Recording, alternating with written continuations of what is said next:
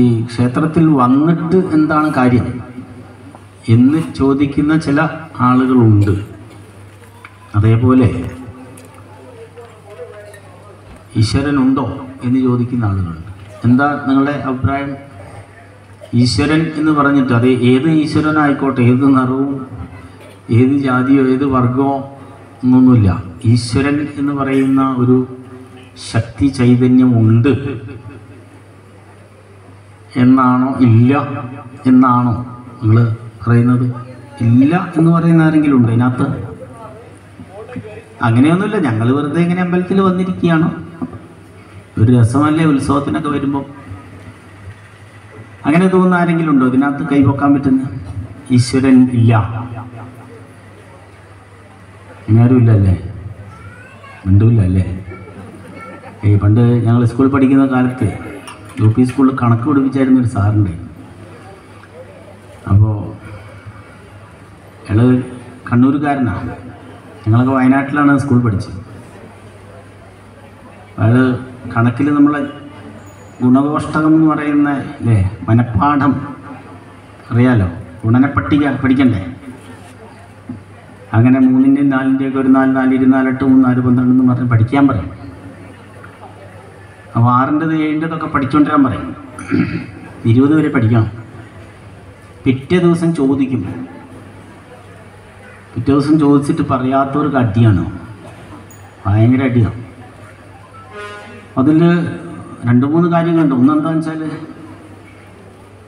പെട്ടെന്ന് ഇയാൾ ചൊല്ലാൻ പറഞ്ഞു കഴിഞ്ഞാൽ എന്നെപ്പോലെയുള്ള വലിയ പഠിത്തമൊന്നും ഇല്ലാത്ത കുട്ടികളുണ്ട്, അത്യാവശ്യം തട്ടിപ്പും തരികടിയൊക്കെ ആയി നടക്കുന്ന ആൾക്കാർ. അവർ പ്രശ്നം എന്താണെന്ന് വെച്ചാൽ ഇതിങ്ങനെ ചൊല്ലിക്കൊണ്ടിരിക്കുമ്പോൾ ശ്വാസം വിട്ടുപോയാൽ പിന്നെ ആദ്യം തൊട്ട് തുടങ്ങണം. അങ്ങനെയുണ്ടല്ലോ, ഒരു 7, 7, 14, 24, 28, പിന്നെ ആദ്യം തൊട്ട് വീണ്ടും തുടങ്ങണം, മറ്റും മറന്നുപോകും. ഇടയ്ക്ക് വെച്ച് ഇയാളൊരു പരിപാടിയുണ്ട്, നിർത്തിയിട്ട് നിർത്ത് 47 എന്ന് ചോദിക്കും. 47 എത്രയാ? 47 എന്താ പേടിയാണോ? 47 74 30 74 28 തന്നെയാ? അപ്പോൾ ചില ആൾ പറയും 74 32 എന്ന് പറയും. അവിടുന്ന് ആരോ പറഞ്ഞു തോന്നുന്നു 32 പറഞ്ഞവരൊക്കെ ഇരിക്കുമെന്ന് പറയും. അപ്പോൾ അവന്മാർ ഉഷാറായിട്ട് കണ്ട ഞാൻ പറഞ്ഞില്ലേ 32 എന്നൊക്കെ പറഞ്ഞുകൊണ്ടിരിക്കും. കുറച്ച് കഴിയുമ്പോൾ ഇയാൾ പറയും 32 പറഞ്ഞവരെഴുന്നേക്ക് 28 പറഞ്ഞവർ ഇരിക്കി എന്ന് പറയും. അപ്പോഴാണ് നമുക്ക് മനസ്സിലാവുക ഇത് തട്ടിപ്പായല്ലോ എന്ന്. പിന്നെ ഇടയ്ക്കൊക്കെ ആ വിളവ് പറ്റുള്ളൂ കേട്ടോ. പിന്നെ നമ്മളത് മനസ്സിലാക്കി പിന്നെ അതുപോലെ താഴേക്ക് നോക്കുന്നവനോട് ഈ കണക്ക് ചോദിച്ചു പ്രശ്നമാണ്. അപ്പം അതുകൊണ്ട് ഞാനൊരിക്കലും താഴേക്ക് നോക്കില്ല, നേരെ ഇയാളെ നോക്കിക്കൊണ്ടിരിക്കും. അപ്പോൾ അയാൾ വിചാരിക്കും ഞാനെല്ലാം പഠിച്ചിട്ടുണ്ട്. അങ്ങനെ രക്ഷപ്പെട്ട ആളാണ് ഞാൻ, അടി കിട്ടാതെ. അപ്പം മക്കളൊക്കെ എന്ത് ചെയ്യണമെന്നറിയോ? മറ്റുള്ളവരോട് മുഖത്ത് നോക്കിയിട്ട് സംസാരിക്കണം. അപ്പോൾ അവർ വിചാരിക്കും കള്ളത്തരമൊന്നുമില്ല എന്ന്. കള്ളത്തരം ഉണ്ടെങ്കിലും ഇല്ലെങ്കിലും മുഖത്ത് നോക്കി സംസാരിച്ച് പഠിക്കുക, ധൈര്യത്തോടെ ജീവിക്കുക. ഇപ്പോൾ പറഞ്ഞു വന്നത്, നിങ്ങളെന്താ മിണ്ടാത്ത? പേടിച്ചിട്ടാണോ? സംശയമുണ്ടോ? സത്യം ഞാൻ ചോദിക്കട്ടെ, നിങ്ങൾ ആരെങ്കിലും ഈശ്വരനെ കണ്ടിട്ടുണ്ടോ? ഉണ്ടോ? ഈശ്വരനെ കണ്ടവരെന്ന് കൈപൊക്ക. ഞാൻ ഈ പരിപാടി നിർത്താൻ പോവാം. ഈശ്വരനെ കണ്ടവർ കൈപൊക്ക. ഒരാൾ കൈപൊക്കിയിട്ടില്ലല്ലോ അവിടെ. നിന്റെ പേര് ഈശ്വരൻ എനക്കാനാണോ? കണ്ണാടി കണ്ട ഒരാളും കണ്ടിട്ടില്ല. അയാൾ കൈ പൊക്കി കേട്ടോ. അതെന്താ പോലെ കൈ പൊക്കിയ?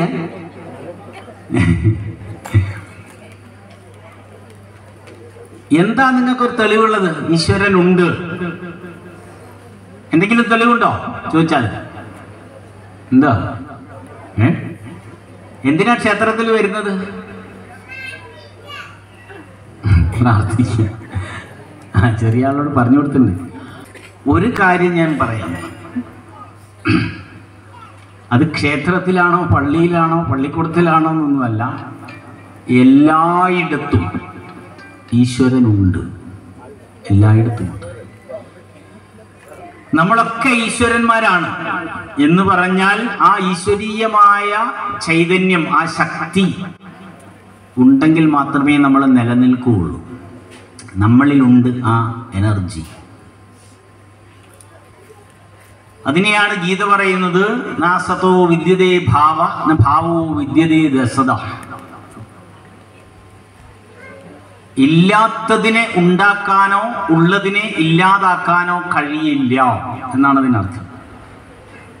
അർജുനൻ ചോദിച്ചതാണ്, പല സംശയങ്ങളും ചോദിച്ചു. നിങ്ങൾ സംശയവും ചോദിക്കുന്നില്ല, പെണ്ണും കടലാസും ഒക്കെ ആയിട്ട് വരണം, സംശയമൊക്കെ ചോദിക്കണം എന്ന് പറഞ്ഞില്ലേ? വല്ല സംശയവും തയ്യാറായിട്ടുണ്ടോ?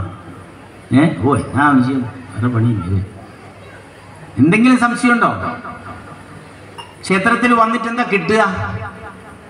അവല് ഒഴിച്ചു കിട്ടൂല്ലേ? ചോറ് കിട്ടും. ഉച്ചയ്ക്കൊക്കെ നല്ലോണം ഭക്ഷണം കിട്ടുന്ന ചില ക്ഷേത്രങ്ങളുണ്ട്. ഇവിടെ ഉണ്ടോ ഉച്ചയ്ക്ക് ഭക്ഷണം ഉണ്ടോ അവിടെ?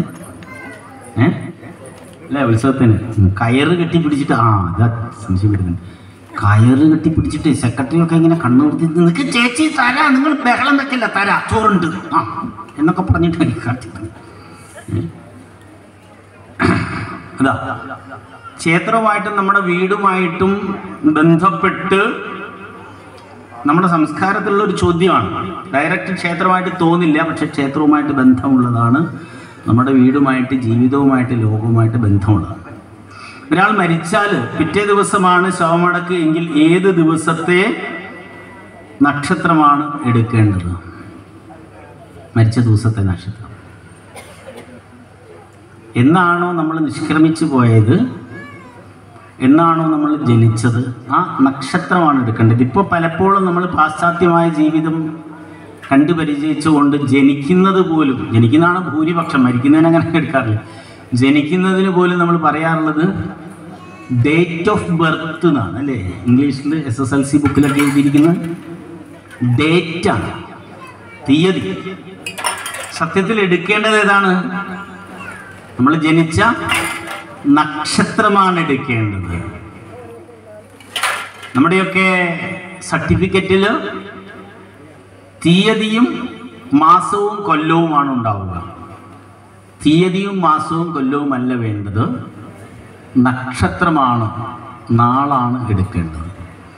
ആ നമ്മുടെ നക്ഷത്രത്തിൻ്റെ ഒക്കെ കൂടെ ഒരു പക്ഷിയുണ്ട്, ഒരു മൃഗമുണ്ട്, ഒരു വൃക്ഷമുണ്ട്, പഞ്ചഭൂതങ്ങളിൽ ഒന്നുണ്ട്, ഒരു ജീവിയുണ്ട്. ഇതിനെയൊക്കെ ഒന്ന് പഠിച്ചു വെക്കുന്നത് നല്ലതാണ്, ചെറിയ കുട്ടികളെങ്കിലും.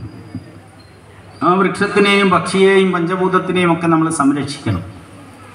അതിനുവേണ്ടി കൃത്യമായിട്ടും ഭാരതം പഠിപ്പിച്ചത്, നിങ്ങൾ ജനിക്കുന്നതും മരിക്കുന്നതുമായിട്ടുള്ള 2 മുഹൂർത്തം നിങ്ങൾ ചിന്തിക്കുന്നുണ്ടല്ലോ, ഒരു കട്ട് ഓഫ് ടൈമാണ്. ആ ജനിച്ച നക്ഷത്രം, അതേപോലെ മരിച്ച നക്ഷത്രം, അതാണ് എടുക്കേണ്ടത്. മരണം എന്ന് പറഞ്ഞാൽ, മരണം സന്തോഷമാണോ ദുഃഖമാണോ, സംതൃപ്തിയാണോ സമാധാനമാണോ? എന്താ മരണം എന്ന് പറഞ്ഞു കഴിഞ്ഞാൽ? മോളെ പേരെന്താ? ശ്രീനന്ദന. നല്ല പേരാണ് കേട്ടോ. എനിക്ക് ശ്രീനന്ദനെ സാധാരണഗതിയിൽ നമ്മൾ ചിന്തിക്കുമ്പോൾ മരണം എന്നൊക്കെ പറഞ്ഞു കഴിഞ്ഞാൽ നമുക്ക് വിഷമമാണോ ഉണ്ടാവുക, ദുഃഖമാണോ ഉണ്ടാവുക? അയാൾ ചത്തു കിട്ടോ. അങ്ങനെ സന്തോഷമാണോ ഉണ്ടാവുക? ദുഃഖം. അങ്ങനെയാണ്. അനാമിക ഇങ്ങനെ ഓടി നടക്കുക, അല്ലേ? ഒരിടത്ത് ഇരിക്കുന്നില്ല. മോനെ, മരണം എന്ന് കേട്ടാൽ സന്തോഷമാണോ ദുഃഖമാണോ? എന്താ പേര് നിൻ്റെ? ഹരിഗോവിന്ദ്. ഹരിഗോവിന്ദ് പാട്ട് പാടും അല്ലേ? പാട്ട് പാടേണ്ട ആളാണല്ലോ ഹരിഗോവിന്ദ്. സത്യത്തിൽ മരണം എന്ന് പറയുന്ന ഒരു അവസ്ഥ പ്രപഞ്ചത്തിൽ ഇല്ലായിരുന്നുവെങ്കിൽ നമുക്ക് ഇന്ന് ഇങ്ങനെ ഇവിടെ ഇരിക്കാൻ പറ്റുമായിരുന്നോ? പറ്റുമോ? നമുക്ക് കുടിക്കാൻ വെള്ളം കിട്ടുമോ? ഭക്ഷണം കിട്ടുമോ? വസ്ത്രങ്ങൾ ഉണ്ടാവുമോ? നമുക്ക് വീട് വയ്ക്കാൻ സ്ഥലം ഉണ്ടാവുമോ? ഒരു ജീവിയും മരിക്കുന്നില്ലെങ്കിലോ എന്തായിരിക്കും അവസ്ഥ? അപ്പോൾ പ്രകൃതി കനിഞ്ഞ് അനുഗ്രഹിച്ച ഒരു ചേഞ്ചാണ്, ഒരു മാറ്റമാണ് എന്ത് മരണം. അത് നല്ലതാണോ മോശമാണോ? പറഞ്ഞോ, നല്ലതാണോ? ഉറപ്പിച്ച് പറയണം. കാലം വന്ന് മീശയും പിരിച്ചിട്ട് പോത്തിൻ്റെ പുറത്തുനിന്ന് പോത്തിനെയൊക്കെ സ്റ്റാൻഡിലാക്കിയിട്ട് ഇറങ്ങി വരും. ബൈക്കൊക്കെ സ്റ്റാൻഡിലാക്കുന്ന പോലെ കാലം വന്ന് പോത്തിനെ സ്റ്റാൻഡിലാക്കിയിട്ട് ഇറങ്ങി വന്നിട്ട് ഒരു ചിരിയാണ് പറഞ്ഞ്, എന്താ നീ പോവാൻ സമയമായി, ഞാനിപ്പോൾ ഇല്ല എന്ന് പറയോ? പേടിക്കോ? ദിവസം ഒരു അമ്പലത്തിൽ വന്നിട്ട് ഒരു വല്യമ്മ എങ്ങനെ പ്രാർത്ഥിക്കാനും, ശംഭോ മഹാദേവ അങ്ങ് എടുത്തുകൂടെ, എത്ര കാലമായി മനുഷ്യന് നടക്കാൻ പറ്റുന്നുല്ലോ, ഒന്നിനും വയ്യേ എന്നൊക്കെ പറഞ്ഞിട്ട് ഇങ്ങനെ കൂടത്ത് ചെറിയ മോനെ കൂട്ടിക്കൊണ്ടിരും. ഒരു ദിവസം ചെറിയ മോൻ പറഞ്ഞു, ഞാൻ ഇന്നില്ല, പിന്നെ അമ്മമ്മ പോയിക്കോ, മുത്തിച്ച് പോയിക്കോ എന്ന് പറഞ്ഞു. ഇവനെന്ത് ചെയ്യുന്ന പറഞ്ഞു, അപ്പുറത്തൂടെ വന്നിട്ട് ഇവിടെ ഒളിച്ചിരുന്നു. എന്നിട്ട് ഒരു കാർബോർഡ് കൊണ്ട് ഒരു ഇങ്ങനെ മൈക്ക് പോലെ ഉണ്ടാക്കിയിട്ട് ഇങ്ങനെ പിടിച്ചിരുന്നു. വല്യമ്മ വന്നിട്ട്, ശംഭോ മഹാദേവ എന്നെ അങ്ങ് എടുത്തു. നിന്നെ ഞാൻ എടുത്തോളാം. അയ്യോ ഞാൻ വെറുതെ പറഞ്ഞതാണ്, എടുക്കണ്ടേ. 150 വയസ്സായാലും നിങ്ങൾക്ക് മരണത്തെ പേടിയാണ്. ആണോ? നമ്മുടെ ഉപനിഷത്തുകളില് അഭയം വൈ ബ്രഹ്മ എന്ന് പറയുന്ന ഒരു സൂക്തമുണ്ട്. അഭയം, ഭയമില്ലായ്മ. ഭയമില്ലായ്മയാണ് ബ്രഹ്മജ്ഞാനം. നടന്നു പോരുതേ, ഓർത്തിരിക്കുക. ഒന്നിനെയും ഭയക്കാതുള്ളവനാണ് ഈ പ്രപഞ്ചത്തിന്റെ ഈശ്വരീയതയെ മനസ്സിലാക്കാൻ സാധിക്കുക. ഭഗവാൻ കൃഷ്ണൻ പറയുന്നത്, നിങ്ങൾ ഉത്സവം കൂടുമ്പോഴോ ആളുകളേറെയുള്ള സമയത്തോ അങ്ങനെയൊന്നും അല്ല ക്ഷേത്രത്തിൽ വരേണ്ടതെന്ന് പറയുന്നത്. നമുക്ക് വരാൻ പറ്റാത്തൊരു സമയം മുമ്പ് പറയുന്നത് ഉള്ളതെന്നറിയോ? പാതിര സമയത്ത് ആരുമില്ലാത്തപ്പോൾ നിങ്ങൾക്ക് വന്നിരുന്ന് ഭജിക്കാൻ പറ്റും. ഏകാന്തമായി സ്വസ്ഥമായി ആണ് നമ്മൾ നമ്മുടെ സന്തോഷങ്ങളെയും ദുഃഖങ്ങളെയും ഒക്കെ അയവിറക്കുക. ദുഃഖം മറ്റുള്ളവരോട് പറഞ്ഞാൽ തീരും എന്നൊക്കെ പറയാറുണ്ട്. അത് പലതരത്തിലാണ്. രണ്ടാൾക്കാർ കുറേ കാലത്തിനിടയ്ക്ക് കണ്ടുമുട്ടിയപ്പോൾ ഒരാൾ ചോദിച്ചടാ അപ്പച്ചനും അമ്മച്ചിയൊക്കെ ഉണ്ടോയെന്ന് ചോദിച്ചു. ആ അമ്മച്ചി പോയി, പിന്നെ അപ്പച്ചനും പോയി, അപ്പച്ചൻ്റെ കാര്യം പറയേണ്ടതെന്നൊക്കെ പറയാം. എന്നാൽ നമുക്ക് എന്ത് ഭക്ഷണം കഴിക്കാമെന്ന് പറഞ്ഞിട്ട് ഹോട്ടലിൽ കയറി അവിടുന്ന് രണ്ടാൾക്കാരും ബിരിയാണി നിന്നുകൊണ്ട് വർത്താനം പറയാം. ഈ പറഞ്ഞു തുടങ്ങിയവൻ ഇങ്ങനെ ബിരിയാണി ഒന്നും കഴിക്കാതെ അങ്ങനെ ആശുപത്രിയിൽ കൊണ്ടുപോയി അവിടെ പോയി ഇവിടെ പോയി എന്ന് പറഞ്ഞോളൂ. 10-20 മിനിറ്റ് കഴിഞ്ഞ് പറഞ്ഞു അങ്ങനെ അവസാനം ഒരു നിർത്തിയില്ല, അപ്പച്ചൻ പോയി എന്ന് പറഞ്ഞു. അത് കഴിഞ്ഞിട്ട് മറ്റവനോട് ചോദിച്ചു, നിൻ്റെയൊക്കെ അപ്പച്ച അമ്മച്ചി പണ്ടേ പോയി, പിന്നെ അപ്പച്ചൻ ഒരു ദിവസം നടന്നു പോകുമ്പോൾ ഇടി വെട്ടിയിട്ടേ തീർന്നു പോയി എന്ന് പറഞ്ഞു. ഒരു സെക്കൻഡ് കൊണ്ട് സംഭവം എന്ന് പറഞ്ഞു. നമുക്ക് മരണത്തിന് പലതരത്തിലെടുക്കാം. നമുക്ക് ദുഃഖം ഉണ്ടാവും, സന്തോഷം ഉണ്ടാവും, ഓർമ്മകളുണ്ടാവും മരിച്ചു പോയവരെ കുറിച്ച്. പക്ഷെ സത്യത്തിൽ നമ്മൾ അറിയേണ്ടത്, നമ്മളാരും മരിക്കുന്നില്ല. മരിച്ചു എന്ന് പറഞ്ഞിട്ട് ശ്രദ്ധിച്ചോളൂ, മരിച്ചു എന്ന് പറഞ്ഞിട്ട് ഇറക്കി കിടത്തി ആളുകളൊക്കെ ഇങ്ങനെ വരാൻ തുടങ്ങും. ആ മാഷ് പോയിട്ടോ എന്ന് പറഞ്ഞു. എന്തായാലും കുറഞ്ഞത് 3 മണിക്കൂറെങ്കിലും ചലനം ഉണ്ടാവില്ല. തറയിലൊക്കെ ഇറക്കി കിടത്തി മരിച്ചു എന്നൊക്കെ തീരുമാനിച്ചു. പൾസൊന്നുമില്ല, ചലനമൊന്നുമില്ല, കണ്ണൊന്നും മിക്കില്ല, തുറക്കില്ല. പക്ഷേ നമ്മളെല്ലാം അറിയും, എല്ലാ കാര്യങ്ങളും കാണും. വളരെ കുട്ടിക്കാലത്ത് നമുക്ക് നിറങ്ങൾ കാണാൻ പറ്റുമായിരുന്നു, മനസ്സിലാവുമായിരുന്നു. വളരെ കുട്ടിക്കാലത്ത് ഇല്ല. 10, 90, 110 വയസ്സായാലും നിറങ്ങൾ കൃത്യമായിട്ട് കാണുമോ? ഇല്ല. പക്ഷെ കാണുന്നില്ലേ? കാഴ്ചയില്ലേ? കാഴ്ചയുണ്ട്. കേൾവിയില്ലേ? ഉണ്ട്. പച്ചാന്നൊക്കെ വിളിച്ച് ആ ആ എന്ന് പറയും. എന്തോന്ന് ഒരു ഒച്ച കേട്ടു, പക്ഷെ കറക്റ്റായിട്ട് കേട്ടില്ല. അതേപോലെ കൃത്യമായിട്ട് കാണണം എന്നില്ല, കൃത്യമായിട്ട് കേൾക്കണം എന്നില്ല. അതിങ്ങനെ കുറഞ്ഞ് വറ്റി പോകും. അപ്പോൾ 2-3 മണിക്കൂർ നിങ്ങൾ മരിച്ചു, നമ്മളൊക്കെ മരിച്ചു എന്നതിന് ശേഷവും നമ്മൾ കാണും, നമ്മൾ കേൾക്കും. അപ്പോൾ നമുക്കറിയും മരണം എന്ന് പറയുന്നത് ഒരു സ്ലോ വർക്കായിട്ട് നമ്മളിങ്ങനെ അന്തരീക്ഷത്തിലോട്ട് നമ്മുടെ ആത്മൻ ലയിച്ചു പോവുകയാണ്. അത് ഇല്ലാതാവുന്നില്ല. ഇത് നിങ്ങൾക്ക് എപ്പോഴേ മനസ്സിലാവൂ ഞാൻ പറഞ്ഞത് ശരിയാണെന്ന്? എപ്പോഴേ മനസ്സിലാവും? മരിച്ചിട്ട് ഇങ്ങനെ കിടക്കും. ആ മാഷ് പറഞ്ഞത് ശരിയാണല്ലോ, ആ അയാൾ ഇനിയിപ്പോൾ എപ്പോൾ കാണാനാ? കാണില്ല. നിങ്ങൾ ആലോചിച്ചോളൂ. നിങ്ങൾ മറക്കാതിരിക്കാൻ ഒരു സമയം തരിക, എന്നെ മറക്കാതിരിക്കുക. അതുകൊണ്ട് മരണം എന്ന് പറയുന്നത് ഒരു ഫുൾ സ്റ്റോപ്പ് ആണ് എന്ന് വിചാരിക്കേണ്ട. പക്ഷേ അതിന് ചില ചടങ്ങുകൾ വേണം. നമ്മുടെ ഭാരതീയരിൽ 16 ചടങ്ങുകളുണ്ട്. അത് ഞാൻ വ്യക്തമായിട്ട് പറയില്ല, ചില പേരും ചില സൂചനയും പറയുള്ളൂ സമയത്തിൻ്റെ പരിമിതി. ഗർഭാധാനം എന്നതാണ് ആദ്യത്തെ ചടങ്ങ്. നമ്മളൊക്കെ ജനിക്കാൻ വേണ്ടി തയ്യാറാവുന്ന തലത്തിൽ നമ്മളാൽ തന്നെ, പ്രകൃതിയാൽ തന്നെ നാം സ്വയം തെരഞ്ഞെടുത്ത അമ്മയുടെ ഗർഭാശയത്തിലേക്ക് നമ്മളാൽ ചെലുത്തപ്പെടുന്ന സമയം. പറഞ്ഞാൽ മനസ്സിലാവുമോ? എൻ്റെ ബുദ്ധിജീവികൾ പറയുന്ന പോലെ പറഞ്ഞാൽ നമുക്ക് എന്ത് മനസ്സിലാവാനല്ലേ?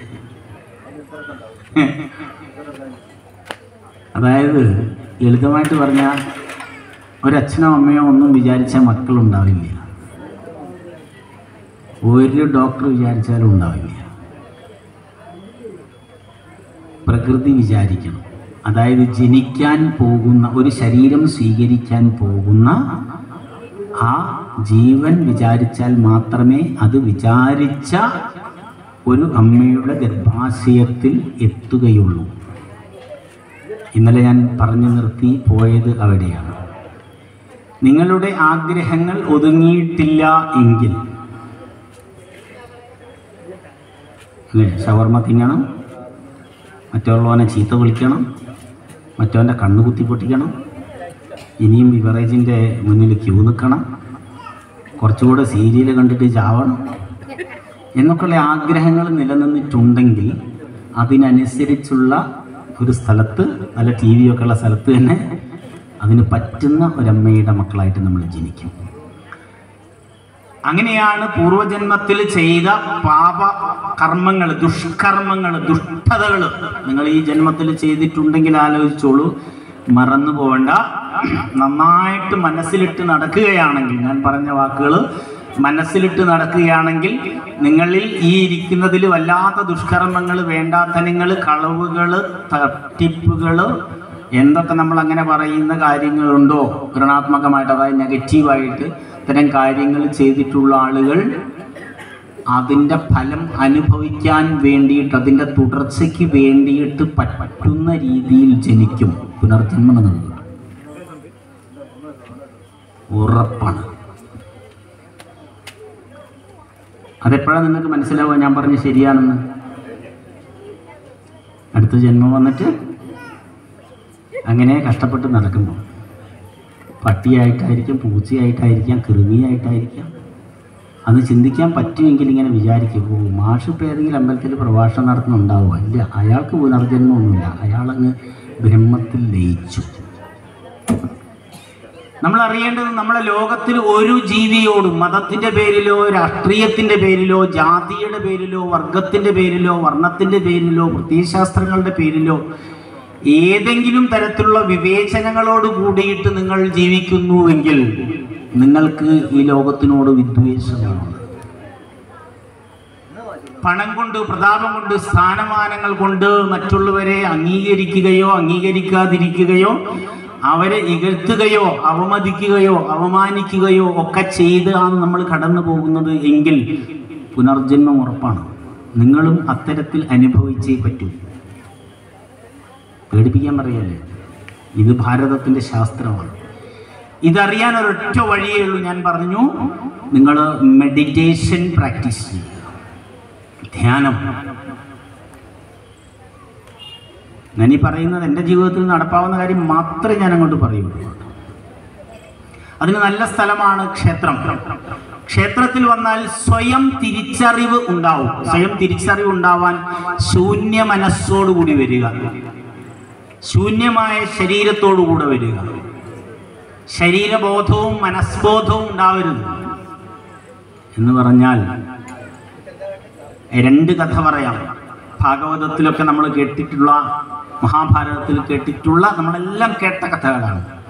പക്ഷെ ഞാൻ ഇത് അതിൻ്റെ വെർഷൻ പറയുമ്പോഴാണ്, അതിൻ്റെ ഒരു അർത്ഥാന്തര തലം പറയുമ്പോഴാണ്, മറ്റൊരർത്ഥം പറയുമ്പോഴാണ് നിങ്ങൾ അതിനെ ചിന്തിക്കുകയുള്ളൂ. കേട്ടവരുണ്ടാവും ഒരു പക്ഷെ. ഒന്ന്, ഭഗവാൻ കൃഷ്ണൻ ഗോപികമാരൊക്കെ നീരാടുന്നെടുത്ത് പോകും, കേട്ടിട്ടില്ലേ? കുളിക്കുന്നെടുത്ത്. എന്നിട്ട് എന്ത് ചെയ്യും?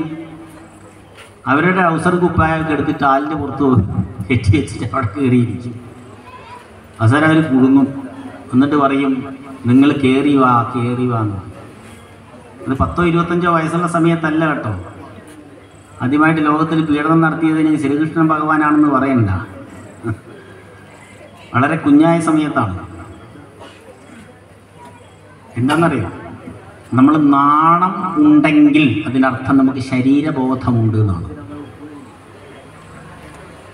ശരീരബോധമില്ലാതിരിക്കണമെങ്കിൽ രണ്ട് മൂന്ന് കാര്യത്തിലേ സാധിക്കൂ. ഒന്ന്, വളരെ കുട്ടിയായിരിക്കണം. കുട്ടിത്തത്തിൻ്റെ നിഷ്കളങ്കതയുണ്ടെങ്കിൽ നമുക്ക് ശരീരബോധം ഉണ്ടാവില്ല. ഇതെൻ്റെ ശരീരമാണ്, എൻ്റെ പുതപ്പാണ്, എൻ്റെ ഷർട്ടാണ്, എൻ്റെ ഭക്ഷണമാണ്, എൻ്റെ വീടാണ്, എൻ്റെ പശുവാണ്, എൻ്റെ ഭാര്യയാണ്, എൻ്റെ മക്കളാണ് എന്നുള്ള തോന്നൽ വേണ്ട എന്ന് വേദം പറയുന്നുണ്ട്. ഋഗ്വേദം പറയുന്നുണ്ട്. ധാരാ ഇമേമേ തനയാസ്തി മേമേ ഗൃഹാ ഇമേമേ പശവസ്തി മേമേ ധാരാ ഇമേമേ, ഇത് എൻ്റെ ഭാര്യയാണ്. തനയാസ്തി മേമേ, ഇതെൻ്റെ മക്കളാണ്. ഗൃഹാ ഇമേമേ, ഇതെൻ്റെ വീടാണ്, ഇതെൻ്റെ സ്വത്താണ്. പശവസ്തി മേമേ, ഇതെൻ്റെ പശുക്കളാണ്. നമ്മുടെ പശുക്കളൊന്നുമല്ല, ഒന്നും നമ്മുടേതല്ല. നമ്മളൊക്കെ വെച്ചിരിക്കുന്ന വീടൊക്കെ വെച്ചിരിക്കുന്ന സ്ഥലമുണ്ടല്ലോ, അതൊക്കെ നമുക്ക് ആധാരം തന്നിട്ടുണ്ടെങ്കിലും ഏത് സമയത്തും കേന്ദ്ര സർക്കാരിന് ഏറ്റെടുക്കാനുള്ള ഭരണഘടനാ നിയമമുണ്ട്. അതുകൊണ്ട് സത്യത്തിൽ നമ്മൾ ഇരിക്കുന്ന ഭൂമിയൊക്കെ ആരതാണ്? ഈ ഇന്ത്യ എന്ന് പറയുന്ന ആരതാണ്? കേന്ദ്ര സർക്കാരിൻ്റെതാണ്. ഏത് കേന്ദ്ര സർക്കാർ വന്നാലും നിയമപരമായിട്ട് ആ സർക്കാരിന് എപ്പം വേണമെങ്കിൽ നമ്മളെ കുടിയൊഴിപ്പിച്ച് വേറെ സ്ഥലത്ത് താമസിപ്പിക്കാം. അത് നമ്മളോടുള്ള ഭരണഘടന തന്നെ അനുശാസിക്കുന്ന ധർമ്മം എന്ന് മാത്രമേ ഉള്ളൂ. കൃത്യമായിട്ട് ലോ പഠിച്ചു പോകും. പക്ഷെ നമ്മൾ സമരമൊക്കെ ചെയ്യും. അതേപോലെ പ്രപഞ്ചത്തിൻ്റെതാണ് ഈ കാണുന്നത് മുഴുവൻ, ഈശ്വരൻ്റെതാണ്, ഒരു ചൈതന്യത്തിൻ്റെതാണ്. നമ്മളതൊന്നും അല്ലത്. ഈ ശരീരം നമ്മളതാണോ? ഖസാക്കിൻ്റെ ഇതിഹാസം എന്ന് പറയുന്ന ഒ. വിജയൻ്റെ നോവൽ വായിച്ചിട്ടുള്ള ആരെങ്കിലും ഇതിനകത്തുണ്ടോ? കൈപൊക്കാൻ പറ്റും? വായിച്ചിട്ടുണ്ടോ? ആരും സ്കൂളിൽ പോയില്ലാത്തതില്ലേ? പുസ്തകമൊക്കെ വായിക്കും മക്കളെ. ഖസാക്കിൻ്റെ ഇതിഹാസത്തിൽ ഒ. വിജയൻ അവസാനം സ്വയം മരണത്തെ ഏറ്റുവാങ്ങുന്ന ഒരു സന്ദർഭമുണ്ട്. അതിലെ രവി എന്ന് പറയുന്ന ഒരു കഥാപാത്രമാണ്. ഒരു പാമ്പിൻ്റെ വായിലേക്ക് തൻ്റെ കാലിൻ്റെ വിരലങ്ങനെ ഇറക്കി വെച്ചിട്ട് അതിനോട് കടി മേടിക്കുകയാണ്, സ്വയം മരിക്കാൻ വേണ്ടിയിട്ട്. അപ്പോൾ ആ രവിമാഷ് ഇങ്ങനെ മനസ്സുകൊണ്ട് വിചാരിക്കുന്ന ഡയലോഗുകൾ: സായന്തനങ്ങളുടെ അച്ഛാ വിടതരിക, മന്ദാരത്തിൻ്റെ ഇലകൾ തുന്നിച്ചേർത്ത പുനർജനിയുടെ കൂടുവിട്ട് ഞാൻ യാത്രയാവുകയാണ്. നോവൽ വായിച്ചു നോക്കുക. സായന്തനങ്ങളുടെ അച്ഛാ വിടതരിക, മന്ദാരത്തിൻ്റെ ഇലകൾ തുന്നിച്ചേർത്ത പുനർജനിയുടെ കൂടുവിട്ട് ഞാൻ യാത്രയാവുകയാണ്. ഇതൊരു പുനർജനിയുടെ കൂടാണ് ഈ ശരീരം. ശീര്യതേതി ശരീര, നശിച്ചു പോകുന്നതാണ്, ശീര്യതയുള്ളതാണ്, നാശമുള്ളതാണ്. ഈ ശരീരത്തിലേക്ക് നമ്മൾ കടന്നു കയറിയിട്ട് 10, 25, 40, 68, 74 വയസ്സായി എന്ന് നമ്മൾ പറയുന്നു. നമുക്കൊരു നിശ്ചയമില്ല എന്ന് നമ്മൾ കയറുമായിരുന്നുവെന്നും എന്ന് നമ്മൾ ഈ മന്ദാരത്തിൻ്റെ ഇലകൾ തുന്നി ചേർത്ത പുനർജനി ഉപേക്ഷിച്ച് ഇറങ്ങിപ്പോകും എന്നും അല്ല നിശ്ചയമുണ്ടോ? പറയുന്നത് മനസ്സിലാവുന്നുണ്ടോ? ഉണ്ടോ? അന്തം വിട്ടിരിക്കുകയാണോ? പേടിച്ചിരിക്കുകയാണോ? ഇതൊക്കെ തിരിച്ചറിയണമെങ്കിൽ ക്ഷേത്രത്തിലേക്ക് ശുദ്ധമായ മനസ്സോടെ വരിക. അപ്പൊ ആലിൻ്റെ പുറത്ത് കയറിയിട്ട് വസ്ത്രവും ഒളിപ്പിച്ച് ഇരിക്കുന്ന ഭഗവാൻ പറയുന്നത്, നിങ്ങൾ ഭഗവാൻ വിളിക്കുന്നതിലേക്ക് അടുക്കണമെങ്കിൽ നിങ്ങൾക്ക് ഭൗതികമായ ഒരു ബോധതലവും വേണ്ട. നിങ്ങൾ അത്ര കോൺസെൻട്രേറ്റഡ് ആയിട്ട് നിങ്ങൾ ഉള്ളിലേക്ക് നോക്കണം, പുറത്തേക്ക് നോക്കരുത്. പുറത്തേക്ക് നോക്കുന്നവന് ഓർമ്മകൾ പോലും ഉണ്ടാവില്ല. എപ്പോഴും പുറത്തേക്ക് നോക്കുന്ന കാര്യങ്ങളും കണ്ടങ്ങനെ നടക്കുന്നവനാണ് ഈ മറന്നുപോയി എന്ന് പറയുന്നത്. ഉള്ളിലേക്ക് നോക്കുന്നവർക്ക് ഓർമ്മകൾ ഉണ്ടാവും. നല്ല ഓർമ്മ ഉണ്ടാവണമെങ്കിൽ മക്കളെ, പഠിക്കുന്ന കുട്ടികൾ ഇതിനകത്തുണ്ടെങ്കിൽ ഓർക്കുക, നിങ്ങളുടെ ഉള്ളിലേക്ക് ധ്യാനനിരതരായിരിക്കാനുള്ള സമയങ്ങൾ കണ്ടെത്തുക സ്വസ്ഥമായിട്ട്. ഞാൻ പറഞ്ഞില്ലേ, യേശുദേവനായാലും നബിതിരുമേനിയായാലും ബുദ്ധനായാലും നാരായണ ഗുരുദേവരായാലും ഒക്കെ കണ്ണടച്ച് അവരവനിലേക്ക് ഒതുങ്ങി ഇരുന്ന് ചിന്തിച്ചവരാണ്. അവർക്കാണ് നല്ല നല്ല ചിന്തകളും ഓർമ്മകളും വന്നത്. ലോകത്തിന് അന്യൻ്റെ മുതൽ മോഹിക്കരുത്, വെക്കരുത്, കള്ളസാക്ഷി പറയരുത് എന്നൊക്കെ മോശയോട് പറയാൻ യേശുവിന് തോന്നിയത് എവിടുന്ന? സ്കൂളിൽ പോയിട്ട് പഠിച്ചതാ? യേശുദേവന് ഇതാരെങ്കിലും പഠിപ്പിച്ചോ? ഉള്ളിൽ നിന്ന് കിട്ടിയതാണ്. ഉള്ളിലേക്ക് നോക്കുമ്പോൾ അറിവിങ്ങനെ വരും. അന്തർമുഖ ശക്തിരേവ വിദ്യ. യഥാർത്ഥ വിദ്യ എന്ന് പറയുന്നത്, യഥാർത്ഥ അറിവ് എന്ന് പറയുന്നത് അന്തർമുഖ ശക്തി, ആന്തരിക മുഖത്തിൻ്റെ ശക്തിയാണ്. നമ്മളെ ഉള്ളിലേക്ക് നോക്കിയാൽ ഒരു സ്കൂളിലും പോണ്ട. എഴുത്തച്ഛൻ ഒരു സ്കൂളിലും പഠിച്ചിട്ടില്ല.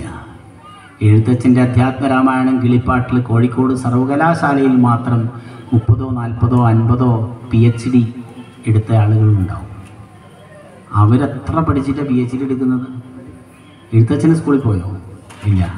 എഴുത്തച്ഛൻ ഉള്ളിലേക്ക് നോക്കി, നമ്മൾ പുറത്തേക്ക് നോക്കി. അതാണ് വ്യത്യാസം. ഉള്ളിലേക്ക് നോക്കാനാണ് ക്ഷേത്രത്തിലേക്ക് വരുന്നത്. പുറത്തേക്ക് നോക്കി, എടി ആ നിൻ്റെ സാരി ആ നീലയും വെള്ളയല്ലേ, ഇത് കഴിഞ്ഞ ഓണത്തിന് വാങ്ങിയതല്ലല്ലോ. സംശയം എന്താണെന്നറിയാം, അടുത്ത വീട്ടിൽ നിന്ന് വാങ്ങിക്കൊണ്ടോന്നാണോ എന്നറിയണം. അതിനെ ഈ തുരക്കുന്നത്. അത് പറയാനുള്ള സ്ഥലമല്ലേ ഇത്. നീ ഇന്നലെ കറണ്ട് പോയായിരുന്നില്ലേ? മറ്റേ ബാക്കി എന്താ നീ കണ്ടോ? നിൻ്റെ അവിടെ കറണ്ട് പോയില്ലെന്ന് തോന്നല്ലോ. സീരിയലിൻ്റെ ബാക്കി ചോദിക്കുക അമ്പലത്തിൻ്റെ മുറ്റത്ത് വന്നിട്ട്. നിങ്ങളല്ല കേട്ടോ, നിങ്ങൾ നല്ല ആളുകൾ. ഇന്ന് വരാത്തവരെ കുറിച്ചാണ് ഞാൻ പറയുന്നത്. ഇന്നലെ വന്നിട്ട് അയാളെ പ്രഭാഷണം കേൾക്കാൻ ഇനി ഞങ്ങളെത്തിരി അങ്ങോട്ട് എന്നും പറഞ്ഞുകൊണ്ട് ഇന്ന് വരാത്ത ആളുകളുണ്ടാവും. അവരെ കുറിച്ചാണ് ഞാൻ പറയുന്നത്. ഇല്ലേ, ഒരാളുടെ വീട്ടിൽ 5-6 കൂട്ടുകാർ വന്നിരുന്നിട്ട് ഓരോ കഥയൊക്കെ പറഞ്ഞ് എടാ ഇന്ന് സേതു വന്നില്ലേ എന്ന് ചോദിച്ചു. സേതു വന്നില്ല. അല്ല വന്നതാണ് കുഴപ്പമൊന്നുമില്ല, അമ്മ ആ കള്ളനാന്ന് പറഞ്ഞ് വീട്ടുകാരുടെ സേതുവിനെ കുറിച്ച് ഇല്ലാത്തൊക്കെ പറഞ്ഞുകൊണ്ടിരിക്കുന്നു. ഞാൻ പറയുന്ന പോലെ കുറച്ച് കഴിഞ്ഞ് ഒരുത്തം പറഞ്ഞു, ചേട്ടാ ഞാൻ പോട്ടെ, റേഷൻ ഷാപ്പ് അടയ്ക്കുന്നു പറഞ്ഞുകൊണ്ട് മസ്റ്ററിങ്ങൊക്കെ കഴിഞ്ഞ് ഇനിയിപ്പോൾ ഇന്ന് കിട്ടിയില്ല എന്ന് പറഞ്ഞുകൊണ്ട് അവനെ ഇറങ്ങിപ്പോയി. അവനങ്ങ് പോയപ്പം അവനെക്കുറിച്ചായി കുറ്റം വീട്ടുകാർ. ഇങ്ങനെ ഓരോരുത്തരും പോകുമ്പോഴും അവനെക്കുറിച്ചൊക്കെ കുറ്റം പറഞ്ഞുകൊണ്ടിരിക്കുന്നു. ഒരുത്തം പറഞ്ഞ് അമ്മ അതിലടയ്ക്കും ഞാൻ പോട്ടെ എന്നൊക്കെ പറഞ്ഞുകൊണ്ട് അവനങ്ങ് പോയപ്പോൾ പറഞ്ഞു, അവന് വലിയ അട്ടിക്കണ്ണം കൊടുക്കാനില്ല, വേറെ പണിയില്ലെന്ന് പറഞ്ഞു അവനെയും ചീത്ത പറഞ്ഞു. അവസാനം ഒരുത്തം പറഞ്ഞു, ചേട്ടാ ഞാൻ പോകുന്നില്ല എന്ന് പറഞ്ഞു. നീ പോകുന്നില്ലടാ, അങ്ങനെയാണെന്ന് ചോദിച്ചു. ഞാൻ പോയാൽ എൻ്റെ കുറ്റം നിങ്ങൾ പെൺപിള്ളത്തോട് പറയില്ലേ എന്ന് പറഞ്ഞ പോലെ ഇന്നലെ വരാത്തവരെ എന്തെങ്കിലും ഒരു കുറ്റം പറഞ്ഞിട്ട് എനിക്ക് സന്തോഷം ഉണ്ടാകുമോ? ഇന്നലെ വന്നിട്ട് ഇന്ന് വരാത്തവരല്ലേ? നിങ്ങൾ സ്വസ്ഥമായിട്ട് വരിക. രണ്ടാമത്തെ കഥ, ശരീരബോധമില്ലാതെ ആ പാണ്ഡവരുടെയും കൗരവരുടെയൊക്കെ സദസ്സിൽ വെച്ചിട്ടാണ് പാഞ്ചാലിയെ വസ്ത്രാക്ഷേപം ചെയ്തത് അല്ലേ? കഥ കേട്ടില്ലേ? ഞാനെന്താ മിണ്ടാത്തെ? കഥ അറിഞ്ഞൂടെ? ദുര്യോധനും ദുശാസനും വികർണനും എല്ലാം കൂടെ പാഞ്ചാലിയുടെ വസ്ത്രം അയച്ച് പണ്ടേതോ നാടകത്തിൽ അയച്ചിരുന്നു. അവസാനം അതുപോലെ അല്ലേ, 8 സാരി അഴിക്കണം, 9ാമത്തെ അഴിക്കരുതെന്ന് പറഞ്ഞിരുന്നു. പക്ഷെ അതിൻ്റെ ഇടയ്ക്ക് ആരാണ്ട് ഡാൻസിന് വേണ്ടിയിട്ട് ഒരു സാരി എടുത്തുകൊണ്ടേ കളിച്ചു. ഇത് ഇയാളറിയില്ല. അയച്ചവൻ 8 അയച്ചപ്പോഴത്തേക്കും പാഞ്ചാലി ട്രൗസറിൻ്റെ മുകളിലേക്ക് ഓടിക്കോടി പാഞ്ചാലി എന്ന് പറഞ്ഞാൽ അപ്പം നേരെ താഴേക്ക് ആടി ഓടി വീട്ടിൽ പോയി. അതുപോലെയല്ല ഇത്. അപ്പോൾ പാഞ്ചാലി 2 കൈ കൊണ്ടും